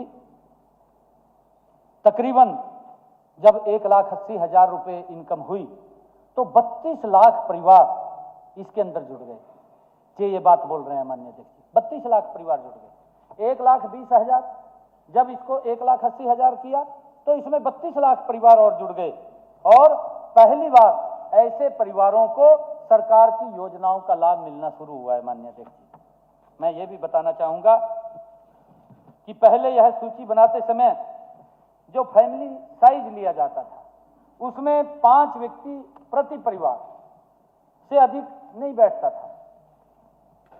अब परिवार पहचान पत्र के माध्यम से हमने यह व्यवस्था की है कि छोटे गरीब परिवार भी बीपीएल की सूची में आकर सरकारी सुविधाओं का लाभ ले सकते हैं। परिवार पहचान पत्र में गरीब परिवारों का फैमिली साइज अब 4 हो गया है। माननीय अध्यक्ष जी, जो ये बात करें, इसके अलावा माननीय अध्यक्ष जी, पहले की व्यवस्था में जनसंख्या को जनगणना के डेटा से जोड़कर रखा गया था, किंतु हमने अपने हरियाणा के लोगों पर विश्वास रखते हुए उनको ही परिवार का डेटा देने का अधिकार दिया है। अतः जो जनसंख्या के में स्वाभाविक वृद्धि है वह बीपीएल परिवारों की संख्या में दिखाई दे रहा है। आदरणीय अध्यक्ष जी, इन्होंने एक और ये आरोप लगाया है ये कि राज्य के ऊपर कर्जा बढ़ गया। सारी बोल रहे जी, यहां तक बोलते हैं कि हाँ, जो बच्चा जन्म ले रहा है उसके ऊपर 2 लाख रुपए, 2 लाख बोलते हैं, कहा 2 लाख रुपए प्रति व्यक्ति वो कर्ज लेकर के पैदा होता है। क्या इनकी तरकीबें लाते हैं निकाल करके माननीय अध्यक्ष जी, मैं तो हैरान होता हूं। हाँ, अशोक अरोड़ा ने कहा, माननीय अध्यक्ष जी, रघुवीर कादियान ने कहा, आदित्य देवीलाल जी ने कहा, अर्जुन चौटाला ने भी कहा और विकास सहारण ने भी कहा। माननीय अध्यक्ष जी, हरियाणा प्रदेश की आर्थिक स्थिति बहुत अच्छी है।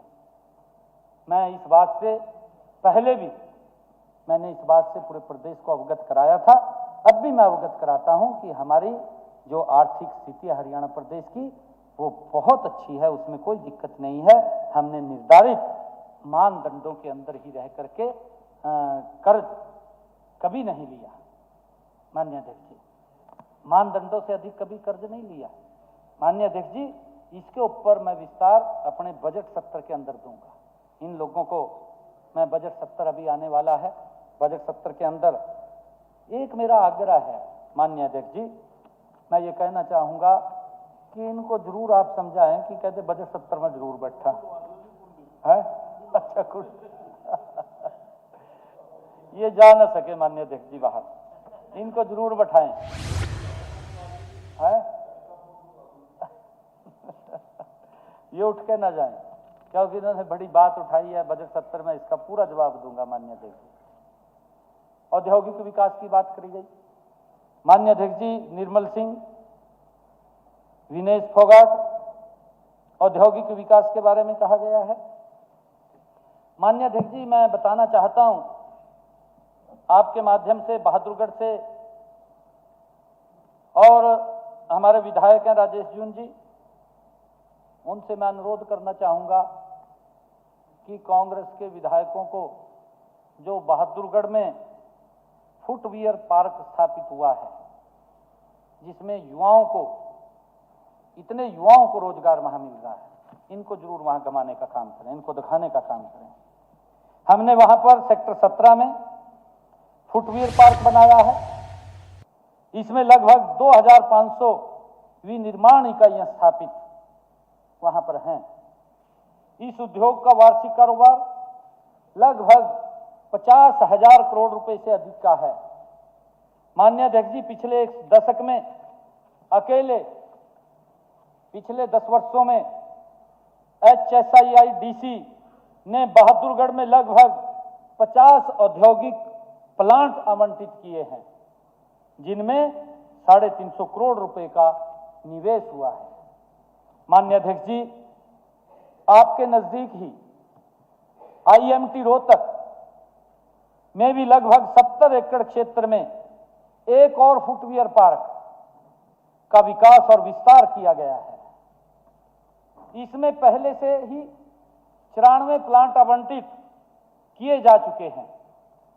इसी प्रकार आप अपने समीप ही खरखौदा IMT में, वहां पर इनको देखना चाहिए जाकर के माननीय अध्यक्ष जी, वहां पर मारुति उद्योग ने 18,000 करोड़ रुपए के निवेश से अपना प्लांट लगाया है, जिसमें उत्पादन भी शुरू हो गया है, जल्दी ही उसका उद्घाटन